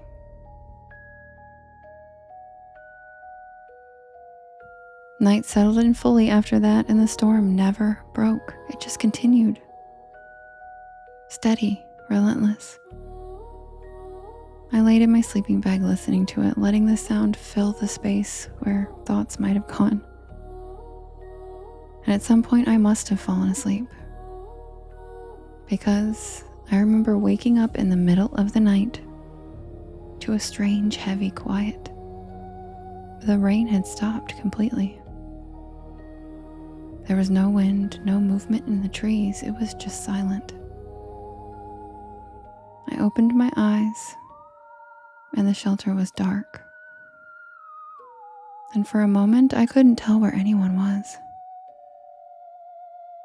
And then my eyes adjusted, and they were all still there.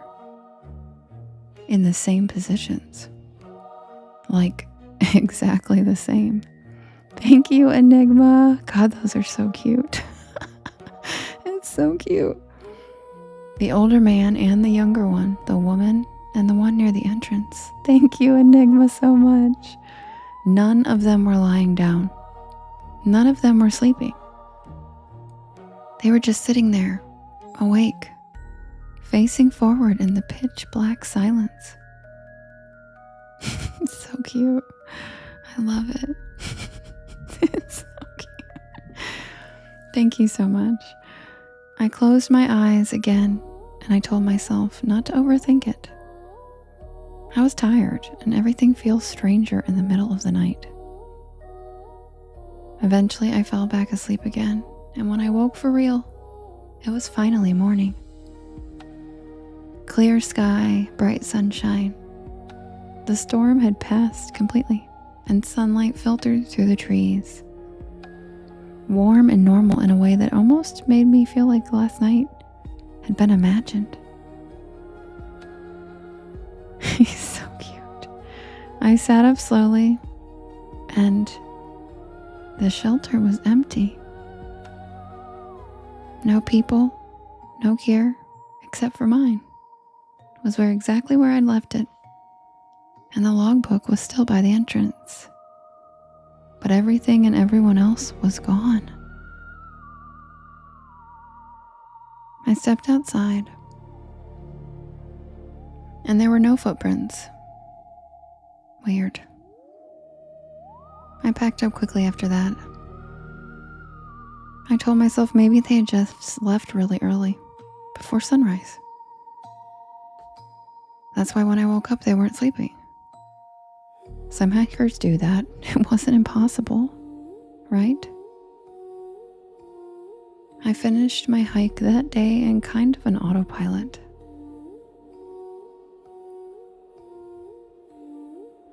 Moving forward because that's kind of what you do.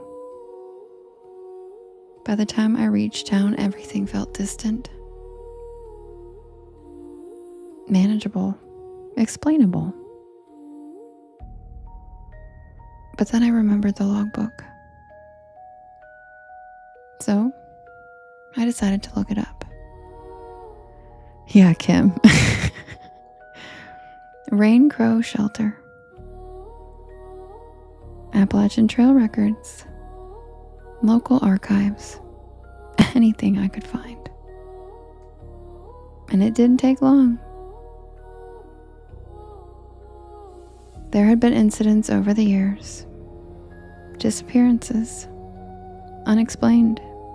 Hikers who checked in and never checked out.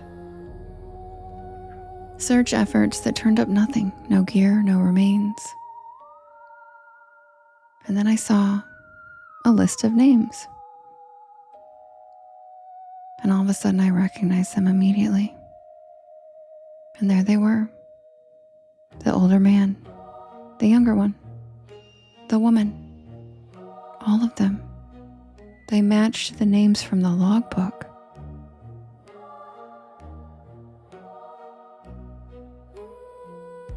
Except they weren't recent dates. They were years apart, in some cases decades.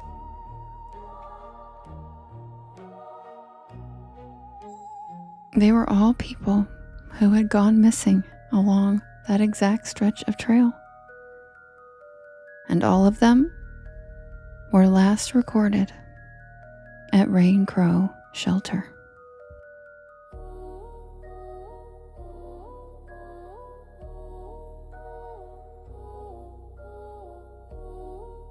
And that's the tale of the names in the logbook.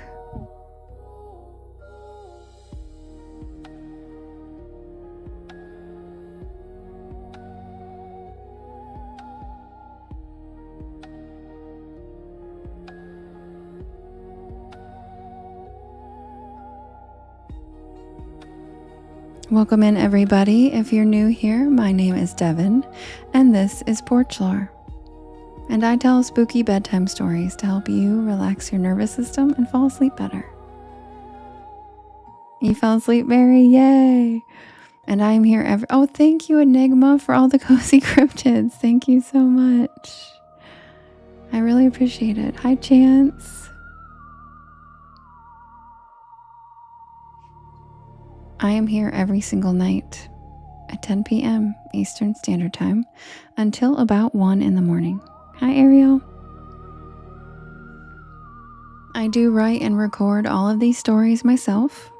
And if you'd like to listen to them when I'm not live, they are all available on my YT channel as well as all of the podcast streaming sites. If you just look for Porch Lore, you will find me.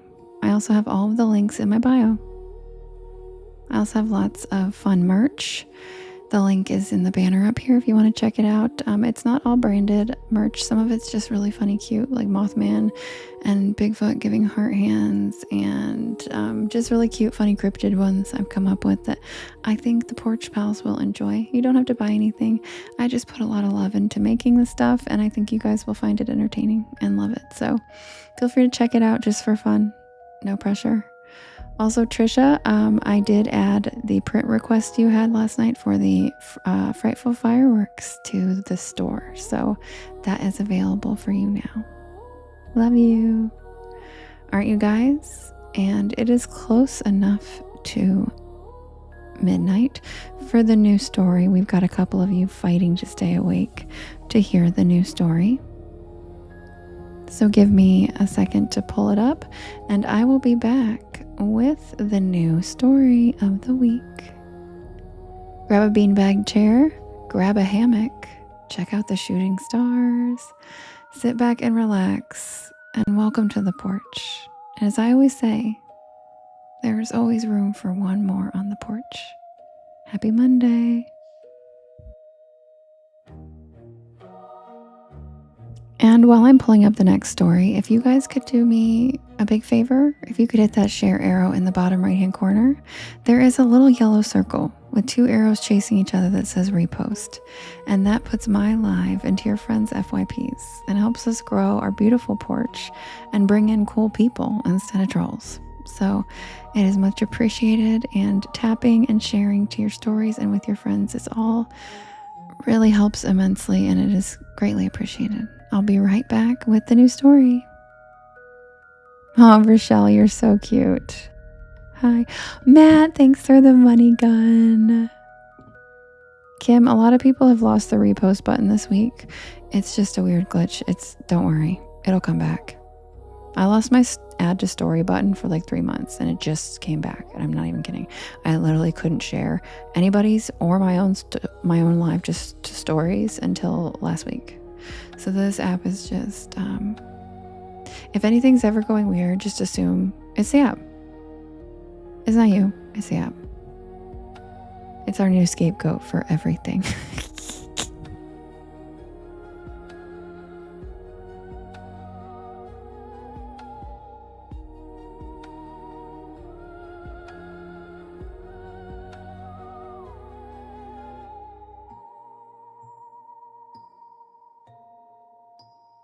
Also, thank you to those of you who attended the live premiere tonight with me for the new story.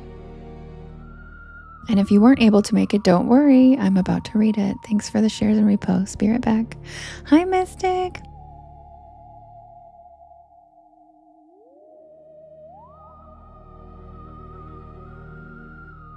Thank you, Voodoo.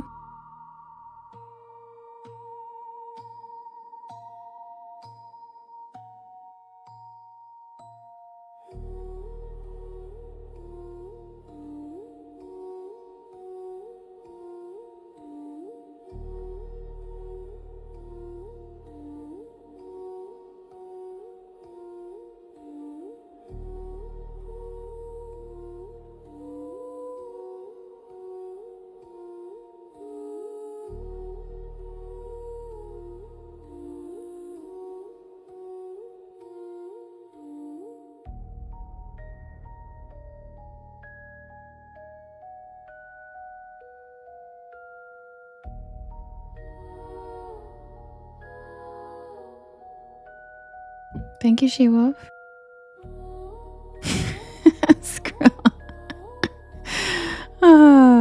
I did cut my hair.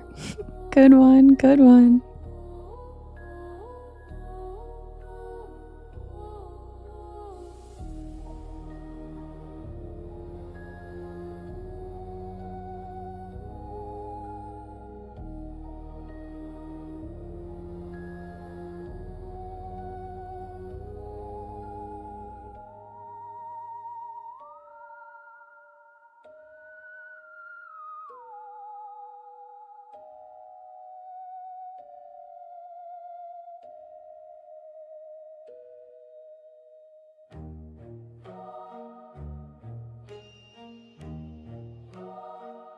I didn't see that, Kim, but that's cool.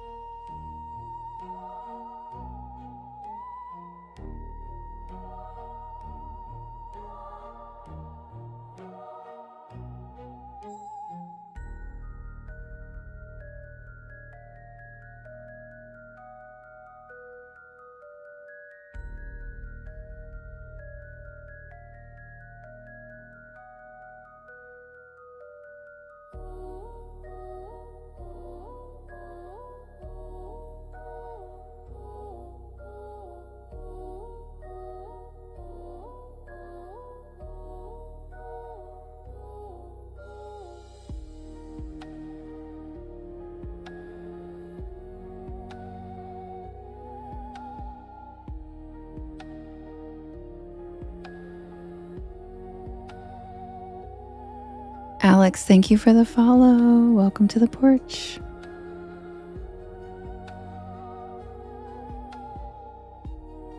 Thank you so much, Lady Rose. I on my YT videos, I do add motion to most of them, but since they're usually scenes, I usually just add like fog or rain or lightning bugs, something like that. But I haven't done one in a car in a while, and I thought it would be fun to make the car move. So if you'd like to see us actually driving and the little thing on the dash jiggling and all that, the recorded version of this is available on my YT as well as all the podcast streaming sites, and you can look at the video version.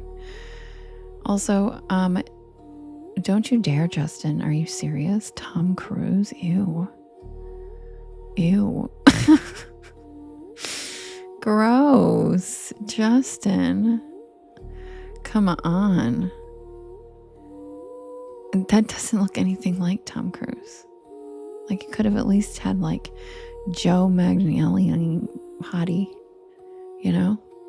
Tom Cruise. He's like 4 feet tall, and he's just tiny, douchey man. I do not claim that being Tom Cruise at all. Justin, you're so cute. Well, and Justin, it's so cute because aren't you like super young, Justin? Because I feel like you're trying to like, I feel like you were trying to reference someone you thought I would think was hot. Because I feel like you're aren't you way younger than me? I feel like you were like, Tom Cruise should like him. I'm like, ew. Yeah, Dean Winchester. I mean, he's also got a little bit of a... Wait, what, Justin? Shut up. Wait, who's 26 then? Someone in here is 26, and it blew my mind. Which one of you guys? Is it Matt? Who's 26? Because I thought I was you, Justin, and I'm wrong. Is it Matt? Because one of the regulars, I just thought I found out. Jade. It was Jade that told me. Oh, Mystic, I know you're young. Matt said it ain't me. Wait, James, you're 26? Wait, James, was it you? You're 26? Maybe she said James, not Justin.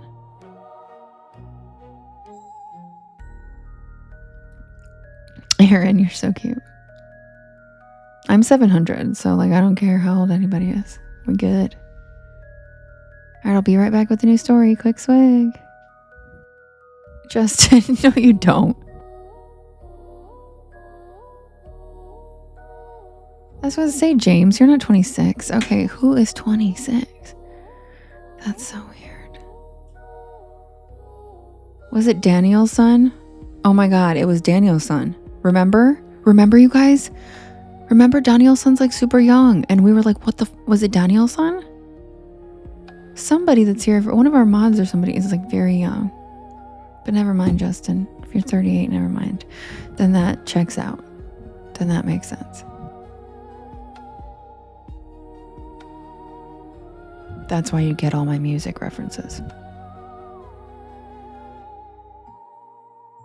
Robin, you're 18. I love that. Hell yeah. I'm honored to keep your attention. Grim said, okay, it's me. Well, I don't care who's 26. I just like, I thought it was Justin. And like, he just seems like an old soul. But I'm wrong. Tanya. Carry the two. Oh, Robin, I get that, girlfriend. Maureen, you're 70? Oh my God, I never would have guessed. Not like it really. And Brooke, 79. Okay, inside.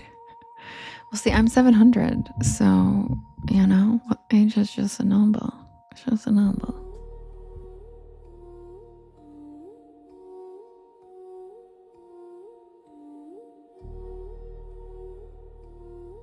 Yes, Deborah, you're still my elder. But I'm still the supreme. It's been 84 years, man. You're old as dirt, Skrilla? Deborah said, yep. Speaking of supreme, when does the new coven come out, guys? I'm getting anxious. How many past lives do I remember? Vividly or just in general? Oh, really, Robin? You know what's crazy is I was alive during that time period, but was not on it. But I think I lost somebody on it. In general, probably... God, that's hard to say. Give me time to think about it and I'll answer. Yeah, Coven, the show. Yeah, it's American Horror Story. It's the only one I liked. And it's the only time they're going to do another season of the same. Like American Horror Story is usually different theme every season. But Coven was so wildly popular because all us witches watched it when we didn't watch any of the other seasons. We only watched that one because we will watch anything witch related. And it was so iconic. And the lore that they pulled out about, like, I don't know, all of it. It was just really good. So they are doing another one of Coven, which is like, that's the first time they've ever done that. And so we're all anxiously waiting. And I can't wait. It's in September. That doesn't surprise me. It's a genius time. Genius time because everybody will watch the shit out of it for Halloween. And Sweeps Weeks the month after. That's smart. Anyway, I can't wait. Yeah, exactly, Deborah. The rest are too gory. And I'm not going to lie, in the gory parts of Coven, I just look away because it's worth it. Does that make sense? Like, I'm not a gory gal. So I'm just kind of like, ugh, like I know what happens, but I don't need to see it. So I'll just kind of like look down. And then when it's done, because I'm also a raging empath. So it's like, I don't really enjoy gore for a couple different reasons. And so I just kind of look down and then I look back up. Plus I also did do a movie with Gabby who plays the beautiful black witch in the show. And so I don't like seeing her when she stabs herself and stuff. But I will say in the gore parts, I just look away. But the other seasons, there wasn't enough other stuff that kept me interested to look away for the gore. Does that make sense? Like I was so like, because I don't know, it was just so good. It's so good. I don't know if it's good. Maybe I'm biased because I'm a witch and I'm a supreme. But my God, I was like, we've never had a show like this. Oh my, and I love Emma Roberts. I know people hate her. I don't care. I love everything she's ever been in. Have you guys seen Scream Queens? Holy shit. It's hilarious. She is so good at horror comedy. It's insane. Anyway, enough about Coven. I'll be right back. I liked it too. She's great. She's so good. And yes, she does kind of play the bitch witch and everything, but that's okay, dude. She nails it. And that's why everybody loves her, because, like, let's be real. I like every character she's ever been. She's straight like Chanel. When she played Chanel in Scream Queens, holy fucking shit, she's so funny. God. Yeah, the Roanoke one, I couldn't even get through. And I couldn't get through the one with the like leather sex stuff. Ugh, I don't know. All of it was, that's not my shit. I'm not, and it can be, it's a lot of people, so that's fine. But again, I'm not like a horror person. I like spooky and unexplained. And I'm a witch, so like, duh. Yeah, Murder House, that one, like, I don't know. And again, I used to live in Hollywood, so some of the people that are in some of these, like, I know them, so it's weird as shit. And in that one, it was just really weird. I didn't really want to watch that one. Oh, good, Jasmine. Was it on regular TV? I don't remember.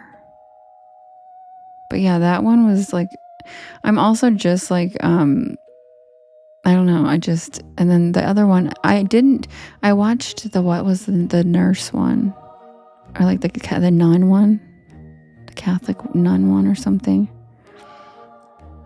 Yeah, but they put Evil on TV too. But then once they took it off and put it on Paramount Plus, they got real freaky with it. Nope, I didn't watch the clown one. I actually don't like clowns. Hi, Jade. Hi, Love Bug. Yeah, I tried to get through Mayfair Witches and I couldn't. And I don't know if it's because it's the girl. I don't know, but I've never really liked that actress. I don't know why. She creeps me. She's just weird.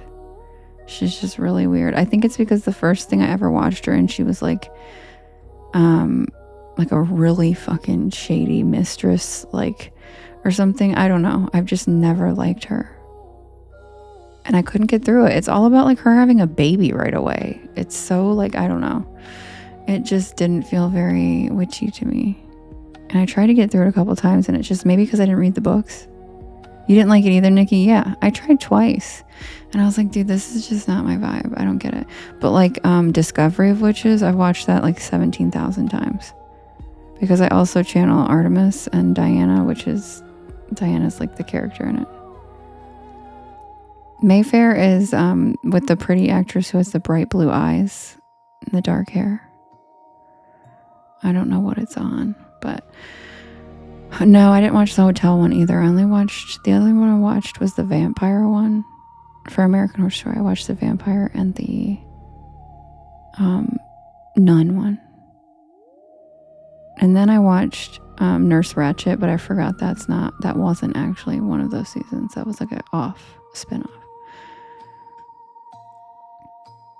Yeah, Discovery of Witches is a masterpiece. And I'm not even just saying that. Like, the shots that they got for that TV show, I've worked in television, movies, and production, and the budget they had to have had for that show is unreal. Unreal. The shots of her rowing. Did you know that's actually her rowing? That's her rowing. And the money they had to put into clearing that entire fucking river, and then also getting that shots flawlessly of the water perfectly smooth while she's rowing. That shot alone cost like $4 million for one fucking shot. I'm like, the budget for that show, I can't imagine. I cannot imagine. And what was it originally on Showtime or HBO? What was Discovery? Was Showtime?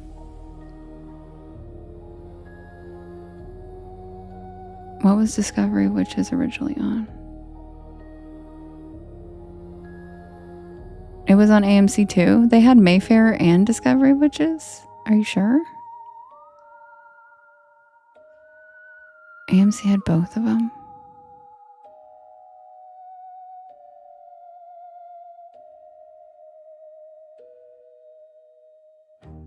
Yeah, it's on Paramount now, but it was like I guess it was AMC. It was like a different subscription service when it first came out.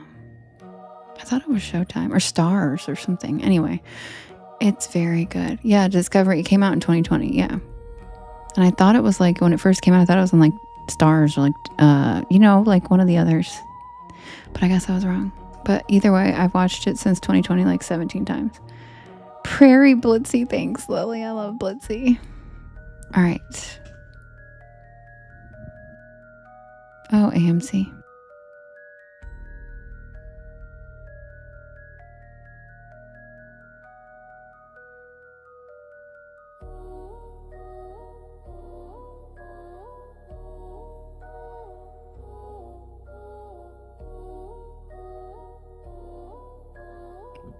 Lovely. You can block people like that if you want.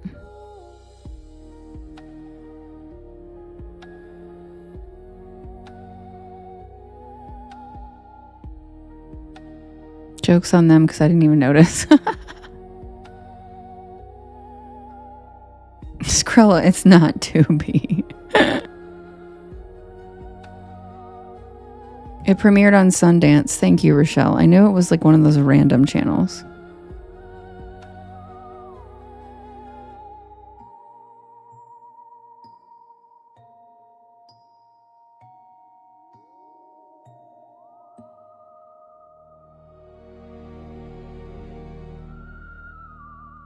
I wasn't talking about you, Yakub. I wasn't talking about you. I was talking about the dude up. Scroll up. I wasn't even talking about you.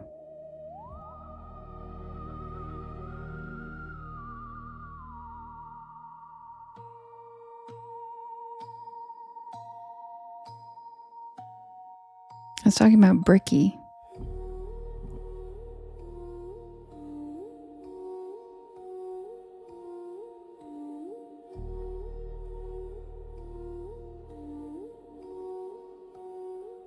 Sorry, guys. Give me 1 second. We have to block somebody over here.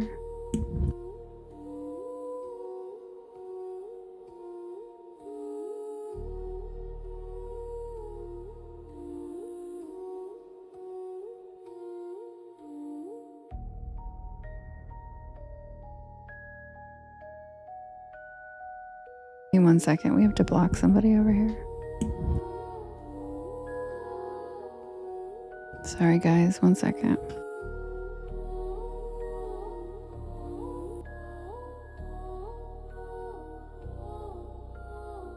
No, Rochelle, it's not Toilet Guy.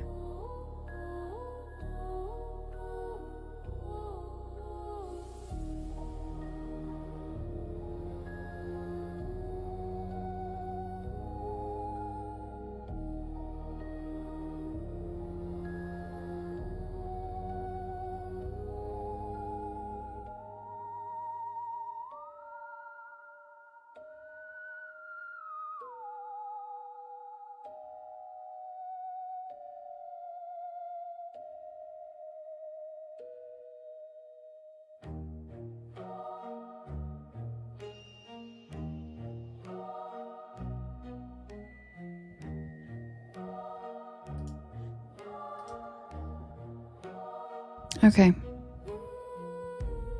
Thanks, guys, for your patience. I just had to block a douchebag.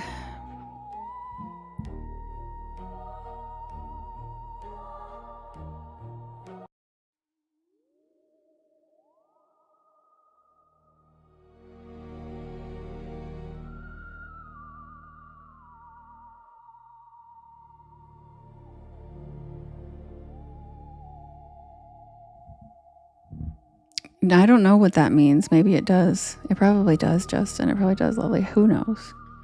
They can both go. Peace. Thank you to my mods for helping me out on all 3 apps at the same time. I really appreciate you guys.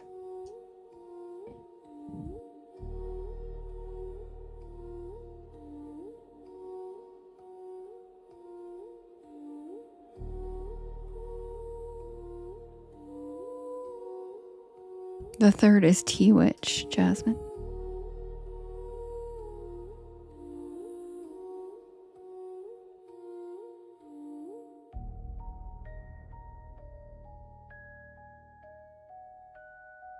Look at Jade talking shit.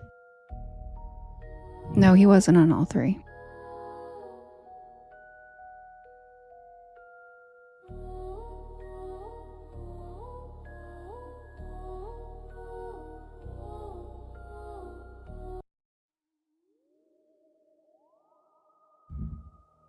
Submitted for the approval of the Porch Pal Society. This is the tale of the Devil's Highway.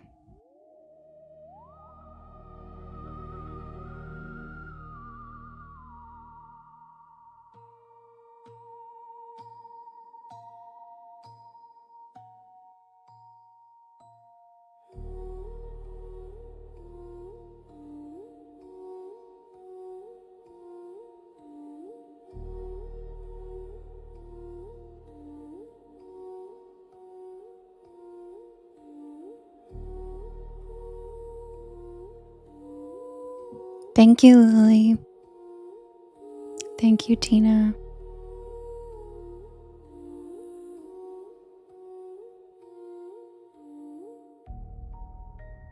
Most people know it as Route 666, the Devil's Highway. Technically, it no longer exists. In 2003, the stretch of highway running through parts of New Mexico, Colorado, and Utah was officially renumbered to US 491.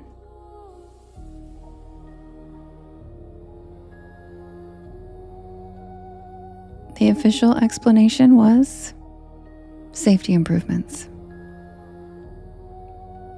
and route restructuring.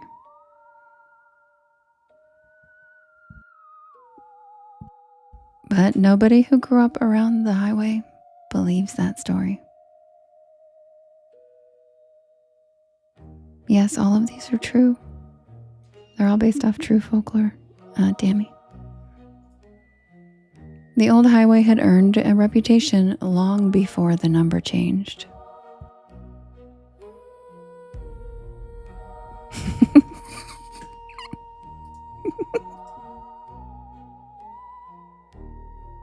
It's true. He's telling the truth.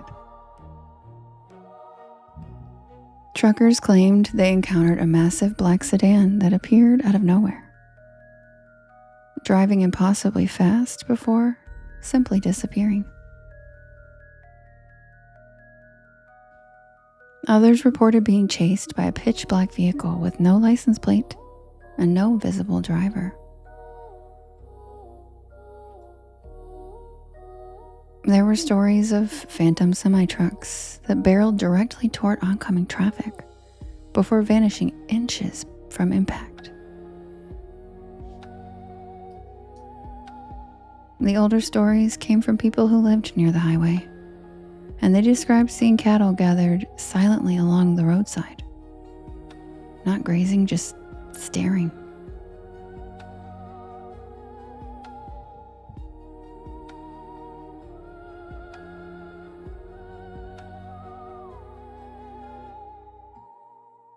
Entire herds standing perfectly still for miles. Others claim to encounter unnaturally aggressive animals that refuse to move out of the road. Oh my God, you did, Rebecca. You did, Rebecca. Wee, cool. You made it just in time, Jasmine. Ranchers occasionally spoke about livestock found mutilated under strange circumstances,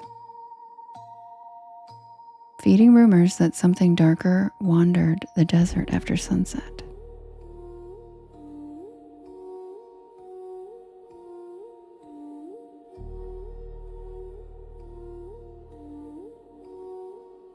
And then there were the stories that never made the newspapers. People disappearing after pulling over. Abandoned vehicles with the doors hanging open.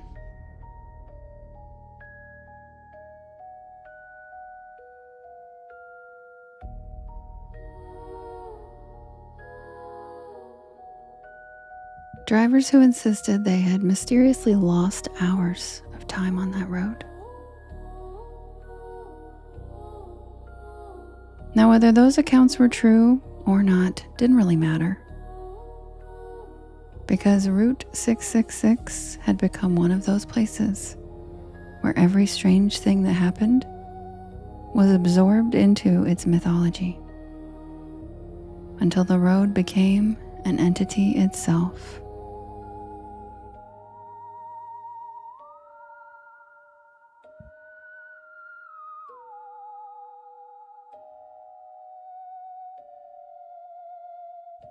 Now, I had never even heard of the road until Ben, also known as Skrilla. He casually mentioned it to me because he knows I love the spooky and unexplained. And as someone whose love for the open road runs deep, I knew I had to cruise that stretch of asphalt for myself. And I was hoping to drag Ben along with me. Neither of us really believed in cursed highways. We just thought it would make for a fun weekend together. We crossed into northwestern New Mexico just after lunch. The landscape slowly emptied until there was almost nothing left except tan mesas, dry washes, weathered fences, and endless sky. It was beautiful. It always seemed like horror movies exaggerated how isolated places like this felt, but they didn't. You could drive an hour without seeing another vehicle.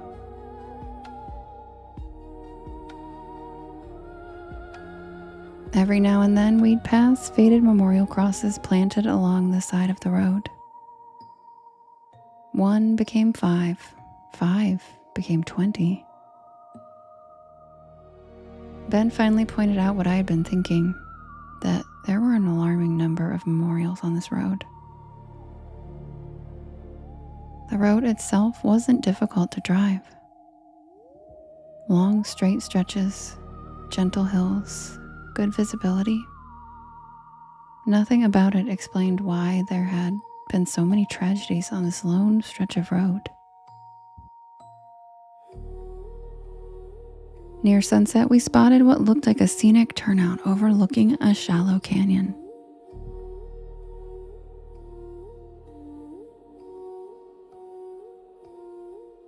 I immediately noticed the silence. No insects, no birds, even the breeze seemed absent. It was just still. Ben looked over the edge, while I wandered toward a weathered wired fence running along the edge. And that's when I noticed the cattle. Maybe 30 of them spread across the desert below. Thank you, Tanya. None of them were eating. None of them were lying down. Every single one of them was just facing us. I pointed them out to Ben and he laughed at first, but then his smile disappeared. They weren't moving. Not one was flicking an ear, not one swishing its tail. Thank you, she-wolf. It looked like someone had paused reality. Finally, Ben shrugged and headed back toward the truck. The moment his hand touched the driver's door, every cow turned at exactly the same time. Like dozens of mannequins rotating together. And now they were looking behind us. Ben slowly lowered his hand from the door handle, And I turned around to look, but there was nothing there. So I ran back over to the overlook and I looked down to see that all of the cattle were gone. The entire field was empty. Yes, Brooke, at the same damn time. The entire field was empty. What the actual... Ben came running over to me, firmly grabbed my hand, and very sternly said, "Devin, respectfully, get your ass back in the truck now." Fair enough. I listened. He was right. My self-preservation instincts are not the best. Neither of us said another word until we were back on the paved highway. No more scenic overlooks for us. The GPS estimated another hour before we reached the motel. And about 20 minutes later, we rounded a bend and we saw something standing in the middle of the road. At first, I thought it was an elk or maybe a horse. But as we got closer, I realized it was far too broad to be either.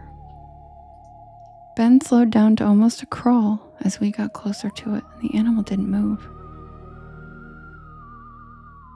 And then we could see clearly that it was a bull.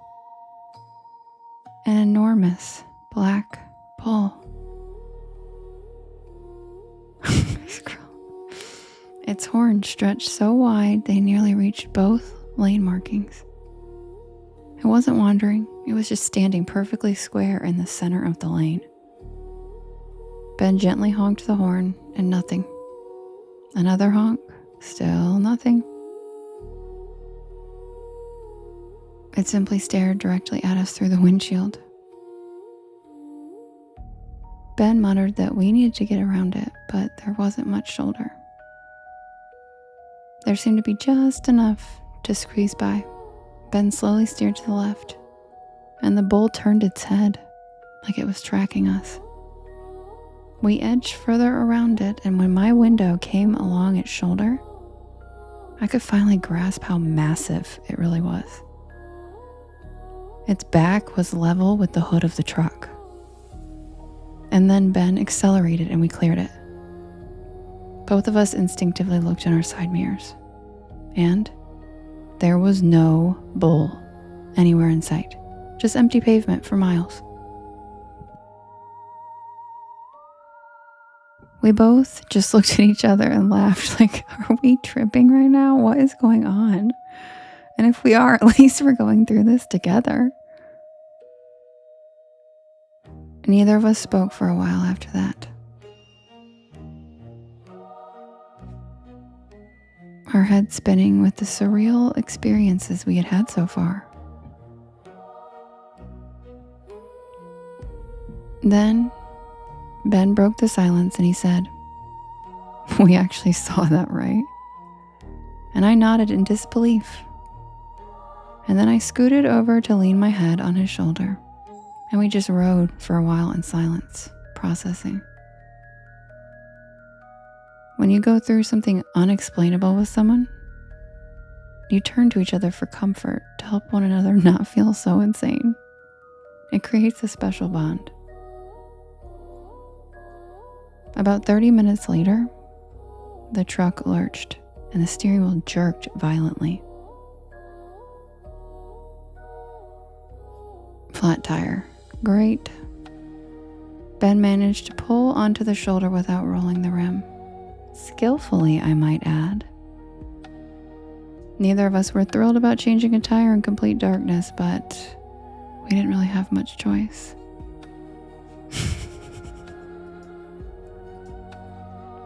Ben grabbed the jack and I held my inadequate flashlight. Thank goodness he knows how to change a tire because I do not. And then we realized the tire wasn't punctured. It had been shredded. Long parallel cuts, almost as though something had dragged giant claws across the sidewall. Ben crouched down and he suddenly froze. He pointed underneath the truck, and there were fresh footprints. Not human. 4 toes with long claws. Each print was nearly twice the size of my hand. And they didn't approach the truck, they came out from beneath it. And I remember that detail made absolutely no sense. The prints began directly under the rear axle and then continued away into the desert. How? What in tarnation? Ben quickly got the spare tire on and we both climbed back inside. And then he tried starting the engine.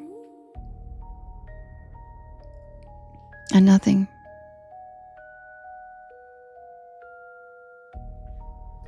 Brooke. Again, nothing. The truck was completely dead. Lovely. But the dashboard lights remained on. The battery was fine. It just simply refused to crank. Then something bumped the underside of the truck. Not hard, just enough to make the floor vibrate. And then another bump. And then another, moving around us. Whatever it was stayed below the window so we couldn't see it. We could only hear it scraping against the frame. Ben leaned over and made sure my door was locked, and we both huddled together in the middle of the truck seat as far from the windows as possible. Rachie. Neither of us took our eyes off the windows. Minutes passed, but it felt like hours.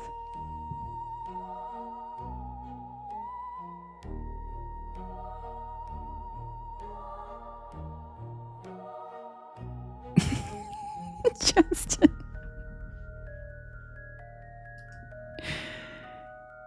And then I noticed movement in the passenger mirror. Something low and black was running alongside the truck. It disappeared before I could even focus on it. A second later, it flashed past Ben's mirror and then mine again.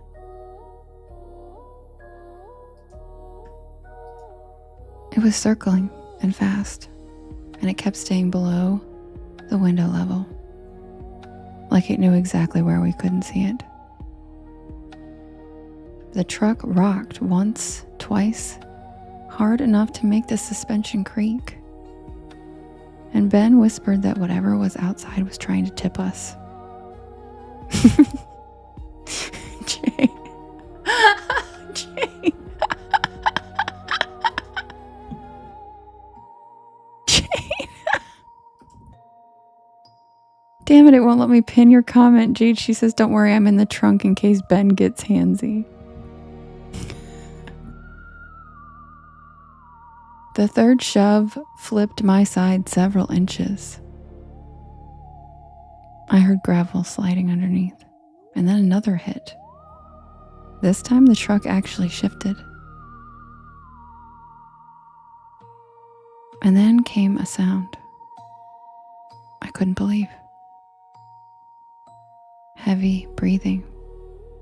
Directly beneath our feet, ragged and deep. Like something enormous had crawled underneath and stopped to catch its breath.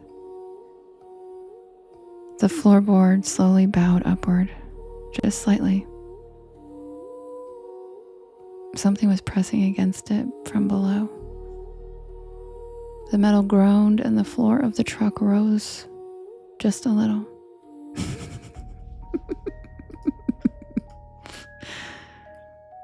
The jack, which Ben had accidentally left beside the truck, suddenly flew out from underneath and disappeared into the darkness.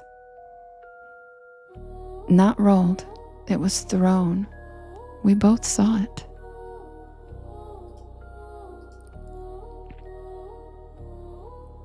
Then, as suddenly as it began, everything stopped. The breathing, the pressure, the rocking. Just absolute silence.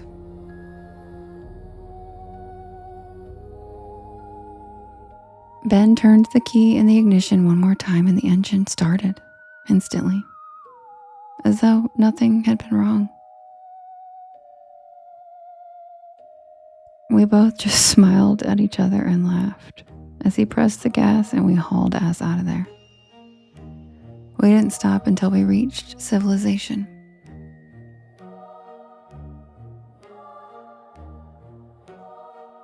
We have no idea what we experienced out there in the desert. But I can't help but wonder if somewhere out there in the desert, on the lonely stretches of the highway once known as Route 666, another traveler is slowing down tonight after spotting something standing silently in the road, trying to decide if what they're seeing is perfectly ordinary or the beginning of the next story someone will tell about Route 666, the Devil's Highway.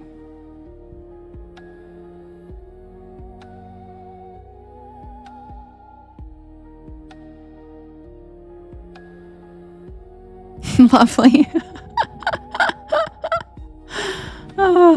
And that's the tale of the Devil's Highway, featuring the one and only Skrilla. And as Lovely said, he'll respectfully drag me away from danger and change a tire. What a man.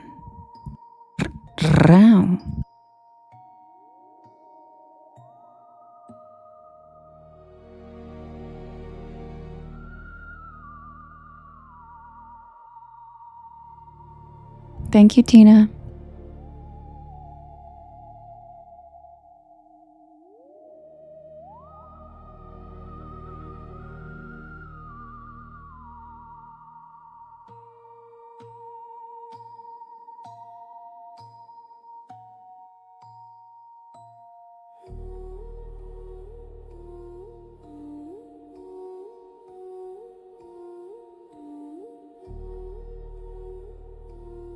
And yes, ladies, that is what Skrilla looks like.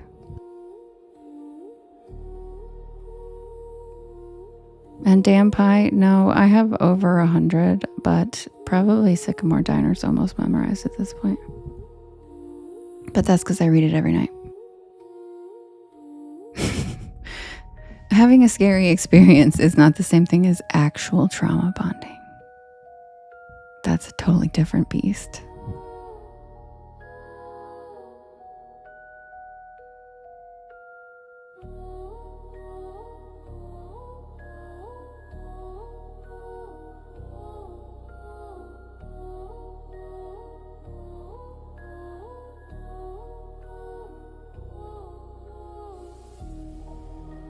Good night, She-Wolf.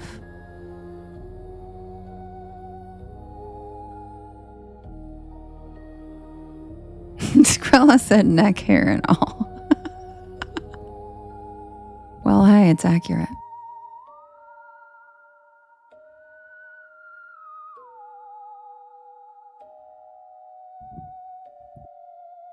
Brooke, yeah, do you date blonde guys? Because I feel like those are the only dudes that don't have body hair. And if they do, you can't see it unless it's in the sunshine.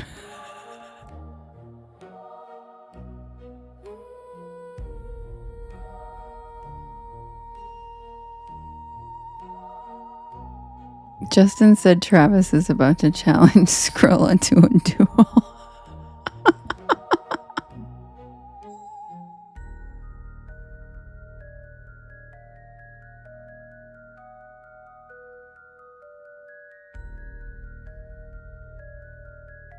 Wait, which one, Jade? A mental patient? Go, wait, what?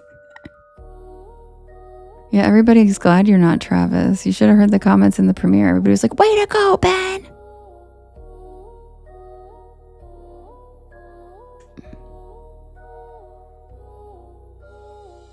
Welcome in, everybody. My name is Devin, and this is Porch Lore. And I tell spooky bedtime stories to help you relax your nervous system and fall asleep. And I'm here every single night at 10 p.m. Eastern Standard Time until about 1 in the morning. I do write and record all these stories myself. And if you want to listen to them when I'm not live, you can whenever you would like on my YT channel, as well as all of the podcast streaming sites. Just look for Porch Lore. I also have all of the links in my bio. Neck hair was Justin's dancer name when he was at the barber school. Wait, she does SP. She doesn't interfere with your date, I assume. Wait, what are you talking about, lovely?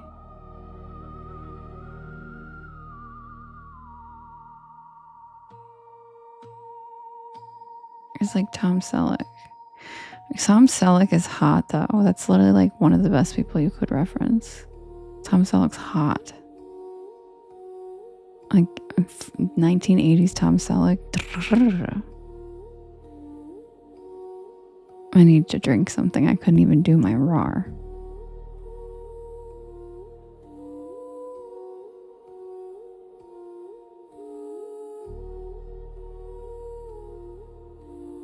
Thank you, Cats and Coffee. He is delicious, Ethel. You know who else is delicious? Scott Bakula. Damn, Bakula's hot. Load. Anti-quantum leaps. Like, damn. Yep, even now. Brooke, what? Brooke, what? No. Stop saying what, lovely. Wait, Scott Bakula makes you nauseous? Girl, what? Are you serious? Dude, y'all, Brooke said fucking Sam Elliott.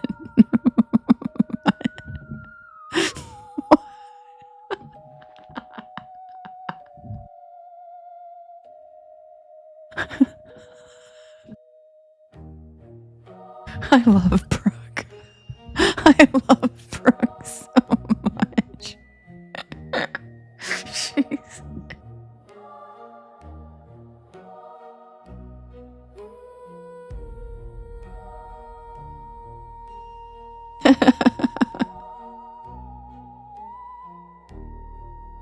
I guess she wants that mustache ride.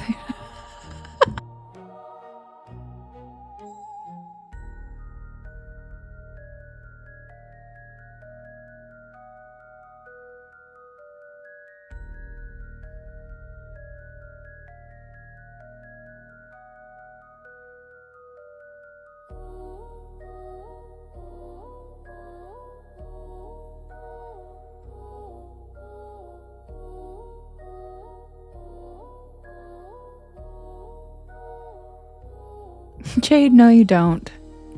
No you don't, Jade. You're just trying to convince yourself you do. You that captain, I'm that crunch. How you like me now, gold teeth when I smile?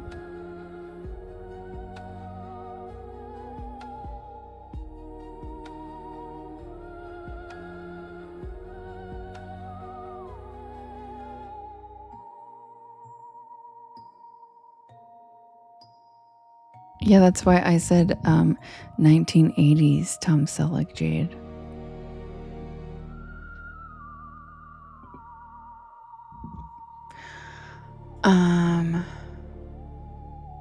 Taryn over here on YT says Sam Elliott in Justified with no mustache was interesting.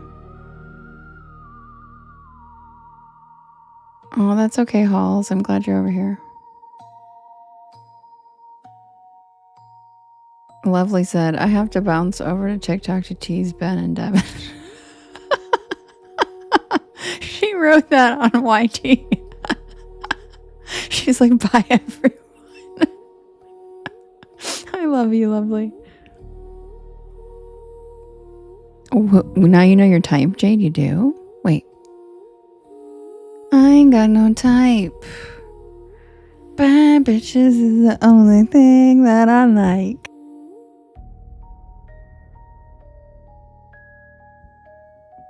Wait, who's your type, Jade? Tom Selleck now? Sean Connery's never done it for me, ever. Sorry. Jade, what are you baha-haing? The one about the horse. Fernando, have I heard the one about the horse? What? The one, I'm assuming you mean the story. About the horse? What kind of horse? Are you talking, the Kelpie? Are you talking about a Kelpie?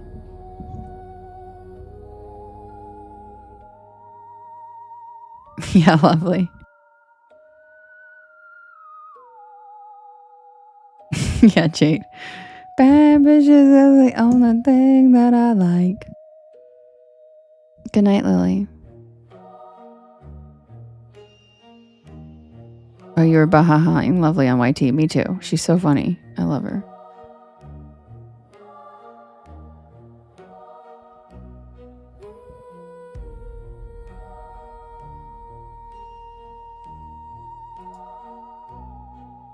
Okay, you guys. What are we thinking? Diner? Is it time for grilled cheese? Yeah, Jade, she really is. Lovely is the best. She's so funny.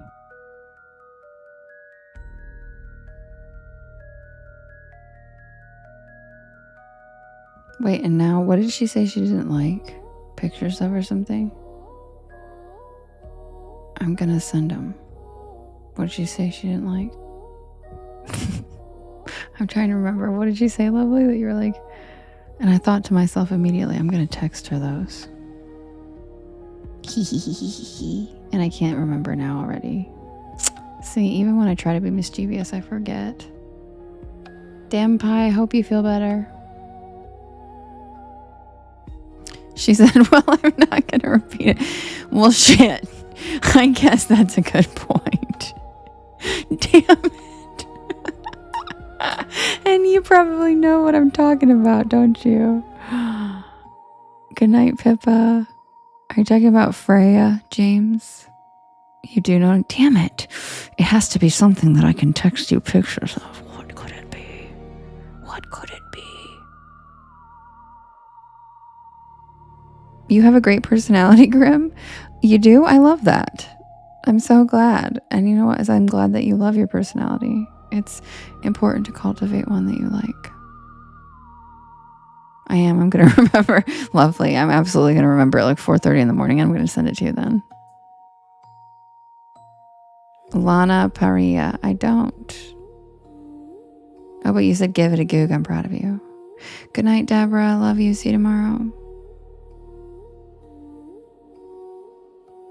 Rachie, if you can go get tacos right now, you should. I'm jealous. We're going to play word association on the next road trip. We could. I kind of prefer just like rapping 5,000 songs like my milkshake na na na na na na na na na na na. That's kind of how I like to be on road trips with people, you know. Do you guys remember that movie? I love that movie.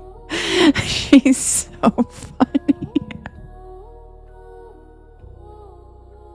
Do you guys? Oh my God, Rachie, Skrilla's been talking about the Clown Motel too. Why is everybody talking about the Clown Motel?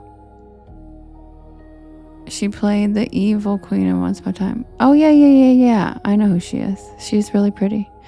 Do you guys remember that movie? It's Jason Bateman and Melissa McCartney, and they have to ride together. And I think I don't even remember why. Is she arrested or is he a parole? I don't remember. There's some ridiculous reason they're together in a car, and they go across a whole. Oh, you went to the Clown Motel, Rachie? When? I don't like clowns, and I'll tell you why. Identity theft. Yeah, that's. I'm a milkshake. Thank you, Chance. That's so cute. It's so funny. But okay, I'll tell you why I don't like clowns. It's not because I think there's some supernatural thing. Okay, like he like was, right? He was some type of supernatural creature, correct? It's been a long time since I've seen it, but it had special abilities, correct? Okay. The reason I don't like clowns is because take a pause and think about, especially, okay, maybe not as much these days because people are free to express themselves a lot more now, but especially back in the day, think about it was always men, okay? Think about the type of men that wanted to be a clown and did it professionally all the time in like the 50s and 60s, okay? Nope. So the reason I don't like clowns is the same reason my scariest stories are about creepy humans. Is because they're fucking creepy dudes. Because clowns are creepy ass dudes under there, and we all know it. And it's creepy. Sorry, I'm not sorry. If there's a clown in the audience, I'm sorry. But it's because like it's creepy. It's creepy. And yes, Gacy was a perfect example. But that's not why. I've always just felt like it's weird. Jade. Carnies and bikers, I'm offended. Carnies is not the same thing as being a clown. That's totally different. Carnies is not the same thing as being a clown. Being a clown is totally different. And like I said, back in the day, like now, you know, people are allowed to express themselves much more freely and dress up however they want and put on makeup however they want. But like imagine in the 50s and 60s, the type of men that committed to that were like, yeah, like Gacy. And it was creepy. And here's the thing. It's different if you are like when you play Santa Claus for kids at the holidays, or you play a clown for someone at a kid's birthday. That's not the same thing. If you've been a clown before for some kid's birthday, that's not the same thing. I'm talking about the dudes who were like, that was their fucking profession. And you know who I'm talking about. Yeah, Taryn, she still has identity. It was the funniest movie ever.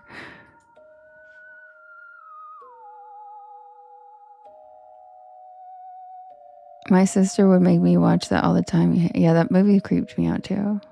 So creepy. Goldfield Hotel, and you stopped at the Clown Motel. Oh, gotcha. My friend just stayed at one of the other famous ones out there for the 4th of July, and she sent me pictures. Can't even think of it right now. Yeah, Skrilla stayed at the Cecil Hotel multiple times without realizing it.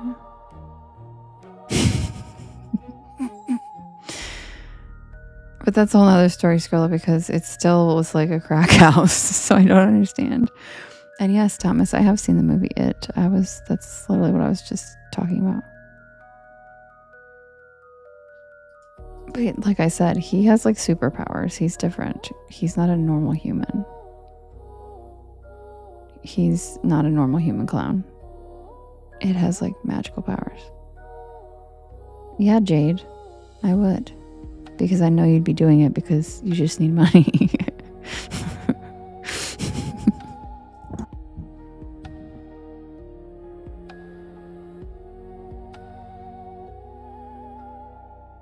You know what, Sherry, I do feel like there's a double standard there. Correct. And you know what, there's so many double standards where women lose it. I think this one's okay. I don't find female clowns as weird. Sorry, not sorry. I don't find that as strange.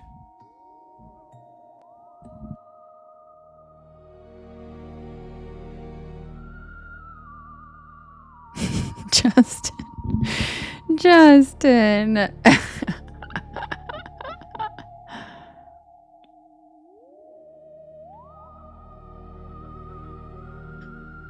Bro's parents are older than bro. Well, yeah, I would hope that bro's parents were older than bro if they had him. I mean, duh. That's kind of how procreation works. The fuck? The fuck is that comment? Someone literally wrote, bro's parents are older than bro. On YT. On YT. Bro's parents are older than bro. Yeah, I would think so. I would think so, bruh. Like, I would hope so, bruh. Because otherwise, you'd be having, I don't know, babies as not a live person yet as it goes. I mean, that doesn't even make sense. The fuck? Of course they are. That's how, like, procreation and birthing works. You make something that's younger than you. What the fuck? Thanks, Caption Obvious, brah. Preach, brah. Preach, brah. I just live in Southern California. I know how to do it. Preach, brah.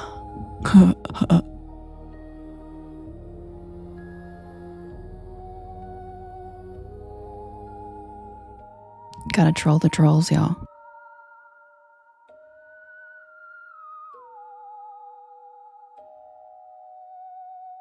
Yeah, Rachy. Rachy. That's a good one.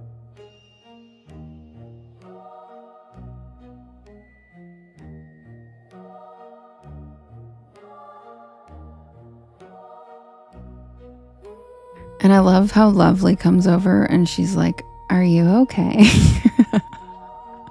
She's so cute. Are you okay? Lovely, were you a cheerleader? Random question, but were you a cheerleader? Because somebody pointed out to me the other day, they could tell I was a cheerleader. And I was like, how? And I'm still dying to know. And I don't remember what their answer was.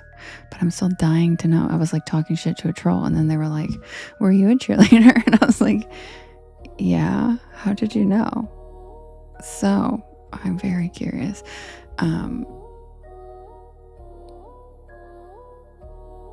Sherry, it really does bring out some, yep, some special ones. Rachel's laughing, yeah. Yeah, Venus. You never heard anybody say what? Bra or preach? Because those bra is a little more national, but preach is probably very Southern California. It's when you say, it's how they appreciate it. Like, I appreciate it, bro. They're like, thanks, bro, preach. Preach. Literally. That's the kind of guys I hung out with in my 20s. Yeah. They were pretty, but they weren't very smart.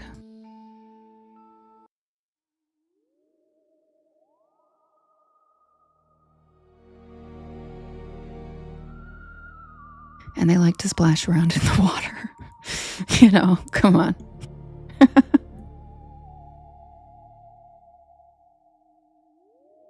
I don't know what that means, Skrilla. I don't know, like, reality shows. Yes, Bryce. I spent my 20s in California.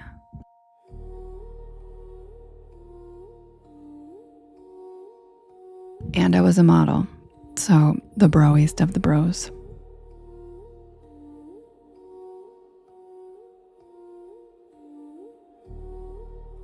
You guys ready for grilled cheese?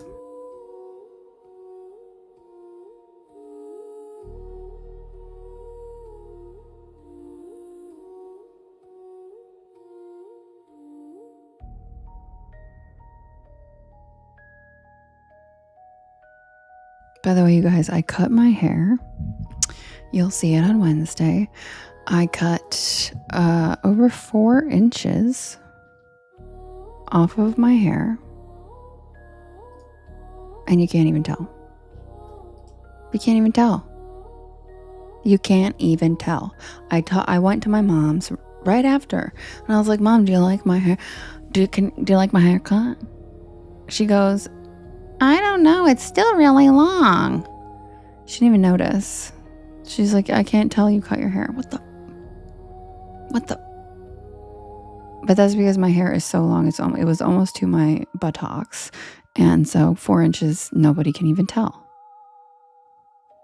Which is fine. I just wanted to get the weight off because it was so heavy that it feels great now. But I put layers and everything. And like, you can't even tell. Like, man. It was, Jade, it was getting stuck in my butt crack. And that's when I was like, okay, that's enough. And my hair was heavy. But no, I'm not like Velma. No, I'm not.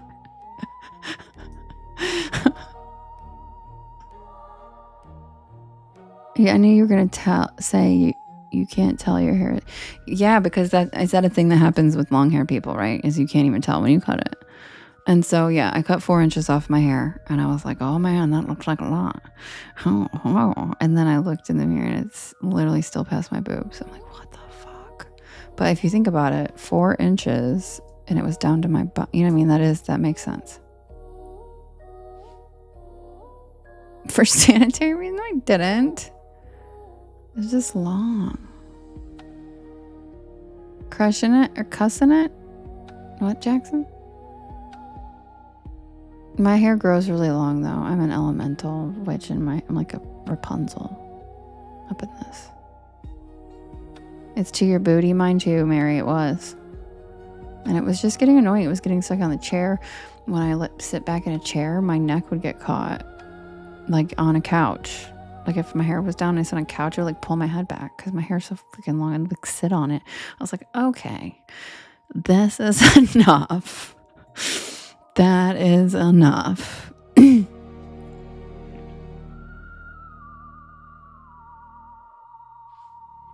From Adam's family? Oh, cousin it. No, not that hairy. The funny thing is it grows so quickly like Rapunzel, but just my head. I have like hardly any arm hair. Like you can't even really see it. So it's not like I'm like hairy. It's just my head that grows. Like my eyebrows, I have to color them in when I go live because of the selfie light. Because when I did my first 3 practice lives, I did my selfie light and this girl came in and was like, eyebrows said bye. And then I looked at the video and I was like, oh shit, my eyebrows are like blonde. Like you can't even really see it. So I have to like fill in my, it's like, I'm not even like hairy. And so, yeah, I was like, she's right. My eyebrows do look like they said bye. She's not wrong. Thanks, girl. Thanks for the brutal honesty. I can take constructive criticism. Thanks for looking out. Because that's the thing is like she was trolling, but it helped. I was like, she's right. My eyebrows are like blonde as shit. She said eyebrows said bye. I was like, she's got a fair point. Because that's the thing is if you're being honest, I'm like, damn, well, can't even really be offended. Because, yep, my eyebrows with that light, they were very much lightened and gone. Yeah, that's the thing is that's why I'm very blunt, so I don't get mad when other people are because I'm like, well, that was actually she's actually right. Thanks for bringing that to my attention. I'm all about self-improvement. I'm always trying to improve and evolve better. So like I'm like, man, you're trying to told me something that'll make me bad. I'm like, perfect, good to know, thank you. Now I can improve. I want everyone to give me a hair tribute right now. What? Right, meow. What does that mean? A hair tribute. What does that mean?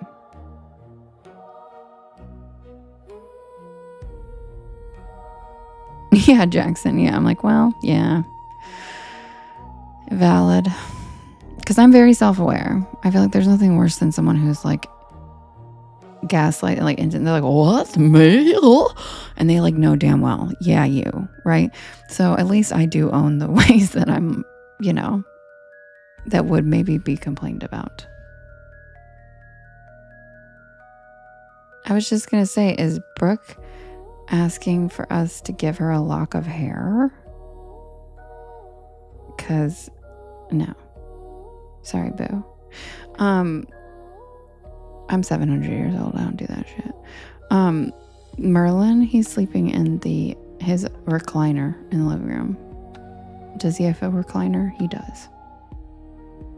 He does have a recliner. And he pretty much loves it. She said fucking probably. Brooke said fucking probably. What? Exactly, lovely. Exactly. I adore her. Nobody's getting my hair. Nobody.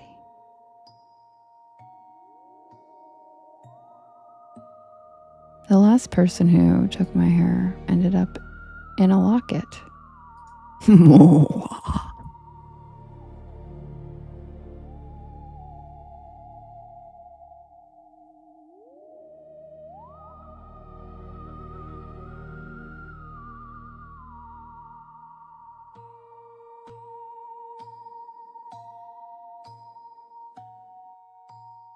Ethel said, love that for them. Me too, girl.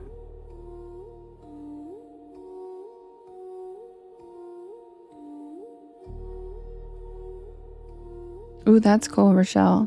Oh yeah, I've seen that in your pictures.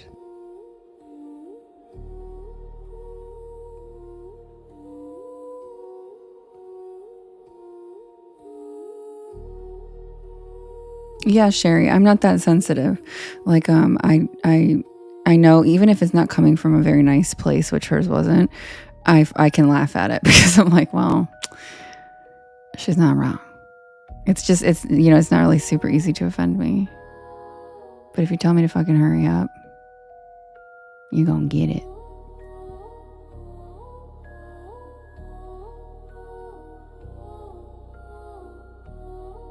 Hi, MTK.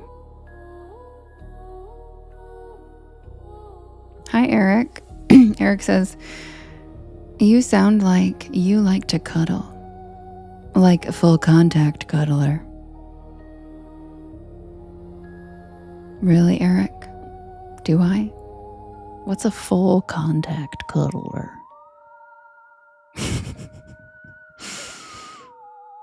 What's a full contact cuddler? Is that like butt and face, or like face smushed to face? What's full contact cuddling? Do we body slam each other? Full contact. Do I need a helmet for this full contact cuddling? Yeah, lovely. Of course it is. Just curious. I'd love a description of what full contact cuddling is.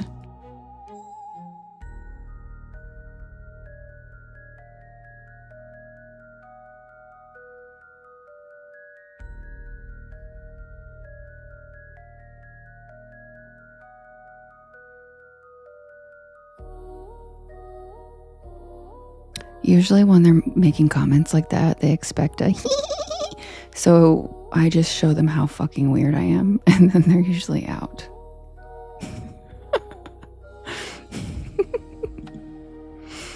So, usually works. He hasn't told me the definition yet, so.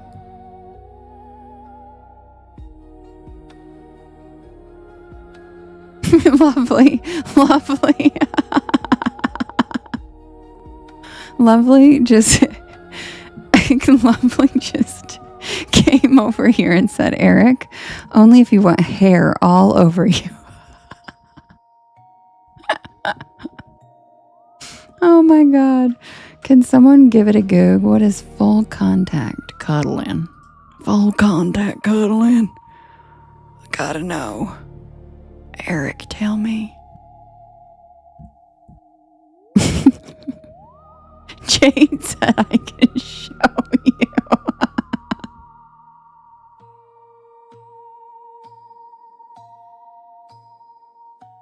Do I need a helmet?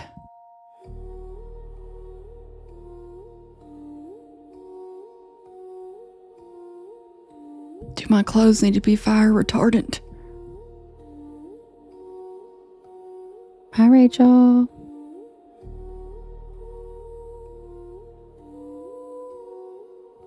Hold tight, spider monkey. Gotta troll the trolls, guys. You guys ready for the Sycamore Diner? Taryn, yeah, I just like to troll the trolls. It's fun. Plus, he never did tell me what full contact cuddling is. And he's not wrong. I am a cuddler. I love to cuddle. Full contact, I'm not familiar with what that is, but I'm not going to knock it till I've tried it. Not going to knock it till I've tried it. Big spoon or little spoon, Eric. Hi, Rachie.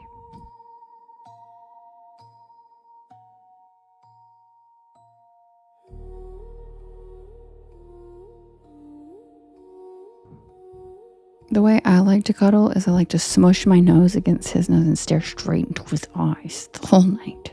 Does that sound good, Eric? Is that the kind of full contact cuddling you're talking about? Exactly, Rachie. I'll cuddle the shit out of Merlin, though. Exactly, Justin. Is that the kind of cuddling?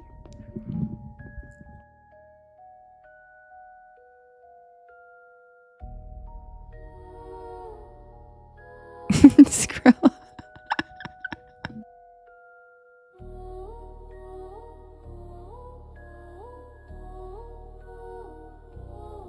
Lovely said she was expecting Skrilla to come troll him too. Rachie said that's absolutely the kind of cuddle. Sorry, Paul. We were just trolling some guy that said something about full contact cuddling. Full contact. It's the most romantic way I know how to describe it. It's, girl, you sound like you full contact cuddle. In the bed of my truck. Yes, Skrilla, for real. I was about to be like, that's not Skrilla style. He likes to watch me go rabid. He'd rather just have me take care of it.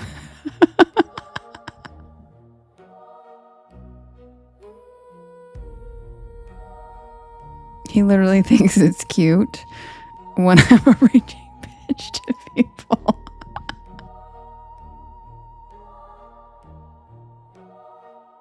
Pentagon rules cuddling. Right, Bryce? Like, what the hell?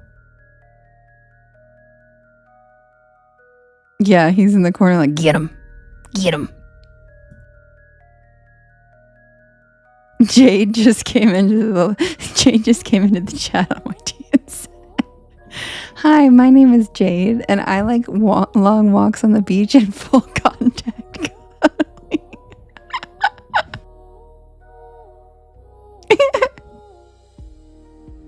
That's what Jade just wrote in the chat. Hi, my name is Jade. Oh my god.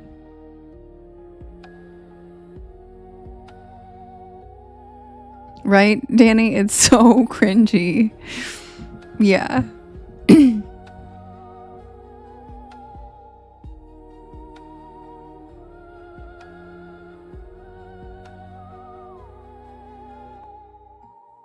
Yeah, I've been cackling tonight too, Brooke. My stomach, that feels good. It is. It's so cringy. It's funny. That's why I had to say something. Because as soon as I saw it, I was like, wait, what? Oh, I can't let this go. Because once again, hopefully after this, he'll never say that again in another life. Rochelle says, I only like half contact cuddles. Oh my God, Jade, no, you didn't. Jade just sent me a 6-7 gift on YT. How did you do that? Oh, you gave it a goog and it means spooning? I don't think that's true. Because that's just called cuddling.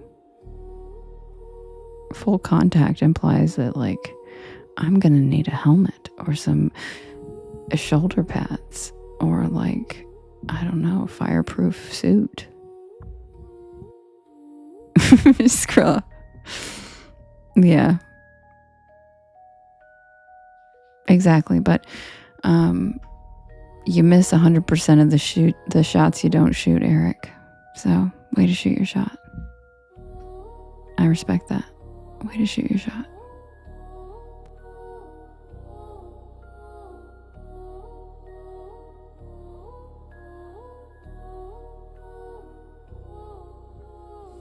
Submitted for the approval of the Porch Bell Society. This is the tale of the night shift at Sycamore Diner. It really does, Rachel, doesn't it? That's why I had to say something. I was like, tell me what that is, bruh.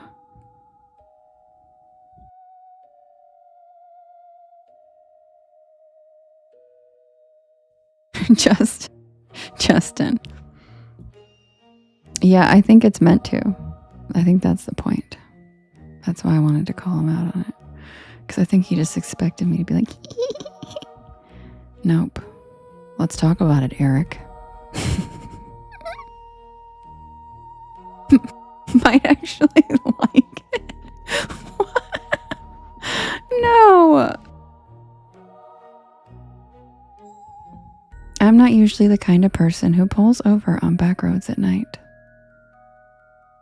Not unless I absolutely have to.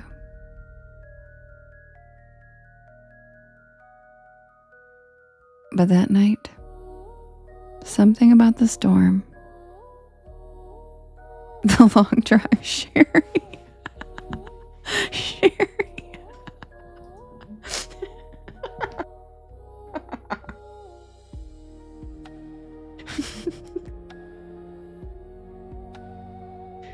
The long drive and that growling pit in my stomach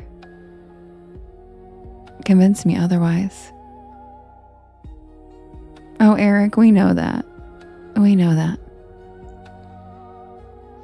I was hungry. It was late October, and I was headed back to campus after a weekend visit with my friends in North Carolina.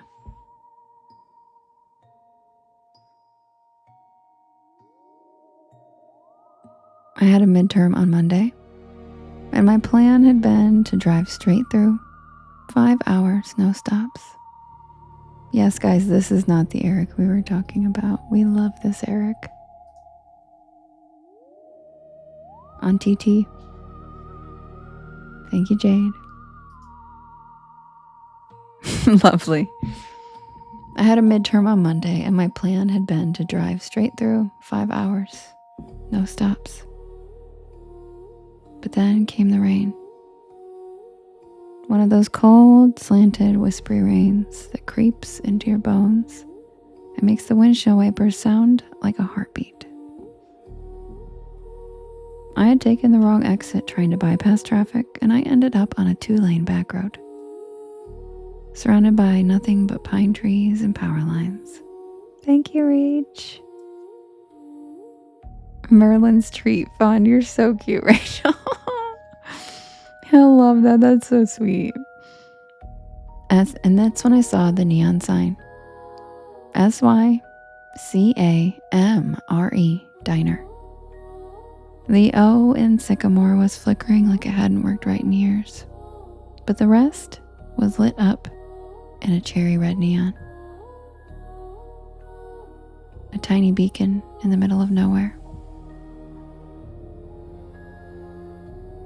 I figured I'd grab a quick bite, maybe some coffee, check my map, and get back on the highway. But I should have just kept driving. I should have known something was off the second I stepped inside. The bell over the door jingled, but not like a normal bell. It made this sharp metallic ping that echoed longer than it should have. Thanks, Jade. The air inside was warm, almost too warm. It smelled like grilled onions and pancake syrup.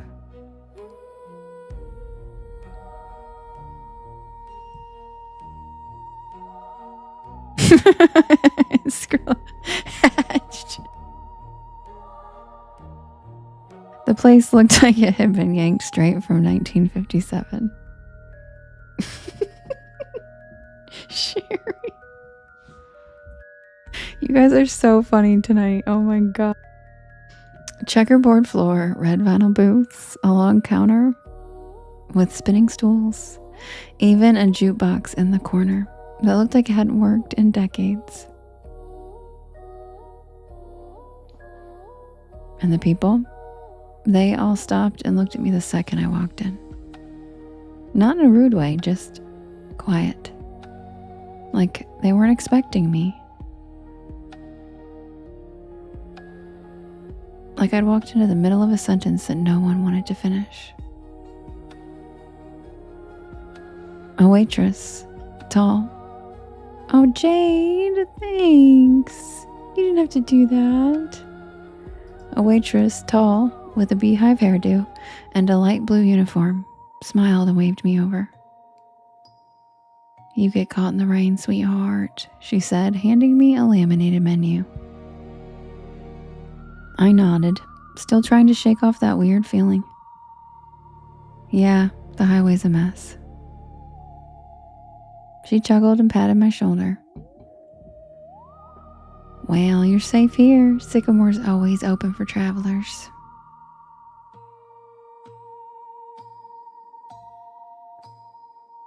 I sat down at a corner booth and the vinyl creaked. I remember the jukebox shifted songs by itself and started playing some slow doo-wop ballad that I didn't recognize.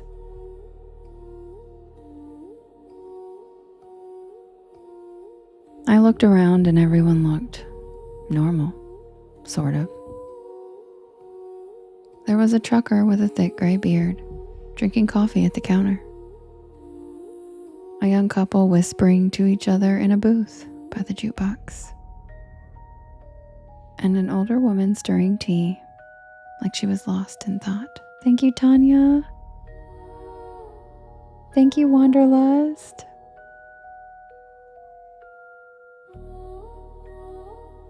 But they all had the same look in their eyes, like they were there, but also somewhere else. Like they were watching me out of the corner of their eyes, even when they were looking down.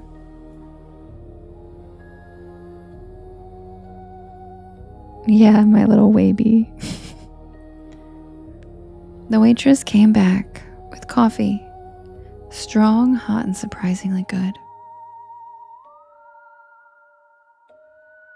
And I ordered a grilled cheese with fries. Simple, safe. Skrilla said stirring tea like Jade in the YT chat. She wrote it down with one of those clicky pens and said, "Don't worry, it's on the house tonight." A car. Rachel, that'd be so cute. And that was my second red flag. No diner just gives food away. While I waited, I took out my phone to check the map. No signal, and I mean nothing. No bars, no Wi-Fi, not even GPS. Just a blank screen with a spinning wheel. I glanced out the foggy window and the storm was still going, but now the wind had picked up. I could see the power lines swaying like jump ropes in the dark. But the diner stayed perfectly lit. Not even a flicker. The food came fast. Too fast. Like under 5 minutes, but it looked amazing. Golden bread, gooey cheese, crispy fries with a little metal cup of ketchup on the side. I took a bite.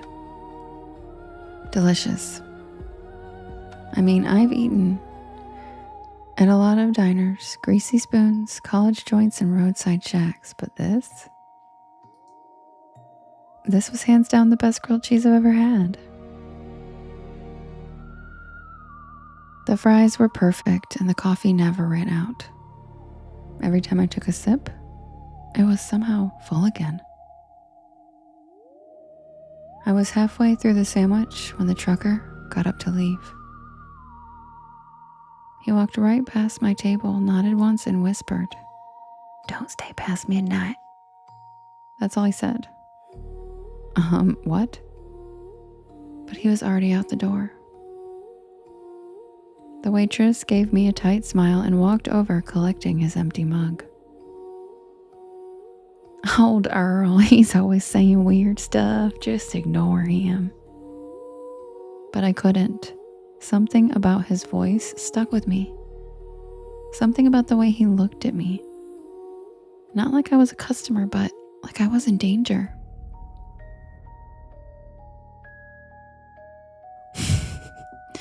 Lovely, that's me. You're so cute, Lovely.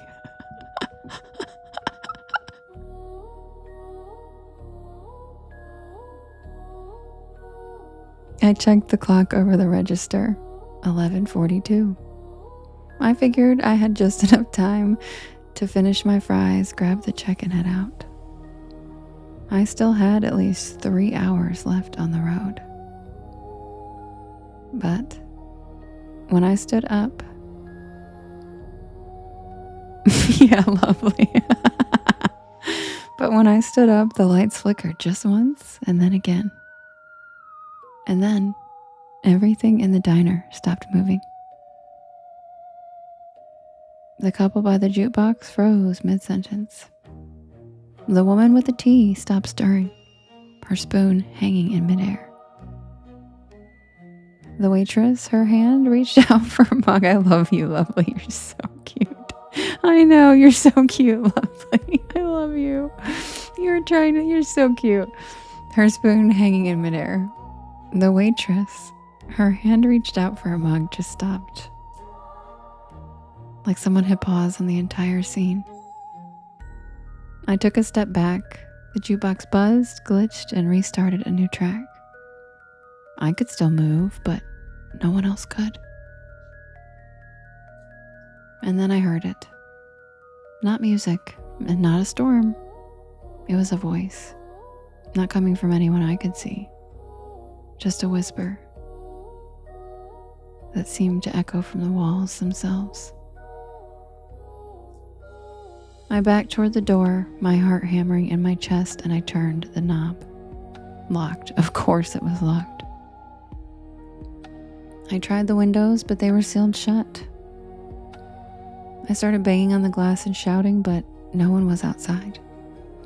Just the wind and the rain and that flickering red sign. SYCAMRE. I turned back toward the dining room, and everyone was gone. Not frozen anymore, just gone. The booths were empty. No plates, no crumbs, no mugs. No sign that anyone had ever even been there. Except for my plate. Still warm and still half eaten. And then I saw the waitress, and she was standing by the kitchen doors, her silhouette backlit by flickering fluorescent light. Her face was wrong. The same smile, but her eyes were empty, black and endless, like someone had painted over them. "You shouldn't be here, honey," she said in that same cheerful voice. "Not yet." Justin. I stumbled back, knocking over a chair as she took one slow step toward me. The others, they were waiting, but you just wandered in. She raised a hand and the walls began to shimmer. Literally shimmer, like heat waves on asphalt. The checkered floor rippled, and the red booths started to fade, becoming outlines and then shadows and then nothing. And then I saw it. Underneath the illusion. It was charred wood, cracked tile, broken beams, and black soot. Like the diner had burned down long ago. I ran. I don't even remember how I got out. One second I was inside, and the next, I was on the side of the road, soaked to the bone and gasping for air. My car was still there, pulled up with the ceiling missing, parked on gravel that didn't even look like a lot anymore. Just weeds and puddles. No neon sign, no glowing windows, just nothing. I drove back to campus that night in silence. No music, no Porch Lore podcast. I kept glancing in the rearview mirror, half expecting to see that red neon flicker back to life. I didn't tell anyone. Not for weeks. Not until I finally looked up Sycamore Diner on a local history site. And I found it.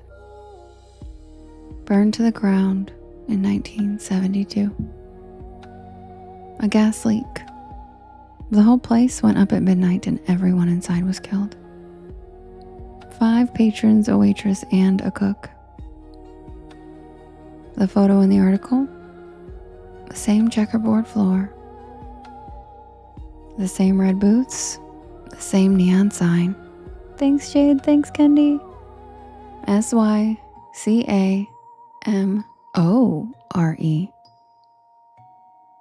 And in the corner of the photo, that same waitress, smiling.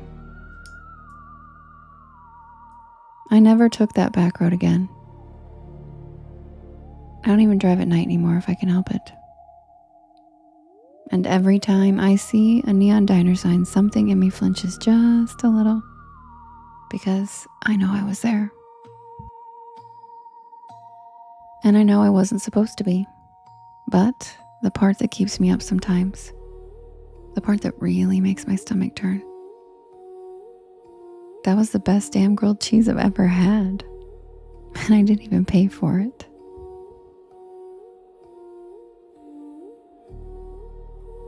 And that's the tale of the night shift at Sycamore Diner. And I can't believe none of you guys noticed that I successfully snuck in the Waka Flocka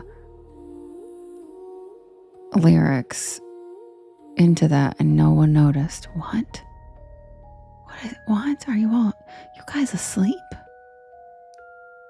I did it without laughing. I said my car was pulled up with the ceiling missing. No one noticed. It took me 3 tries to not laugh. And I said I pulled up with my ceiling missing. Gravel. Good night, you guys. Thanks, Sherry. Love you.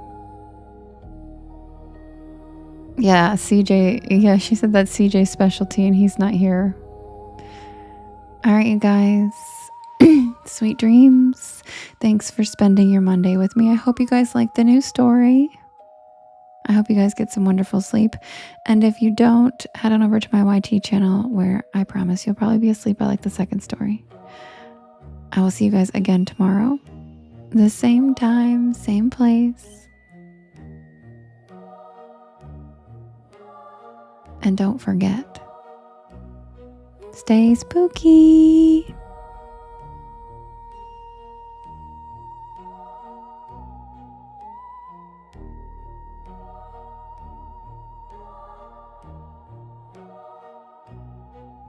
Oh, I'm going to figure it out, lovely. I'm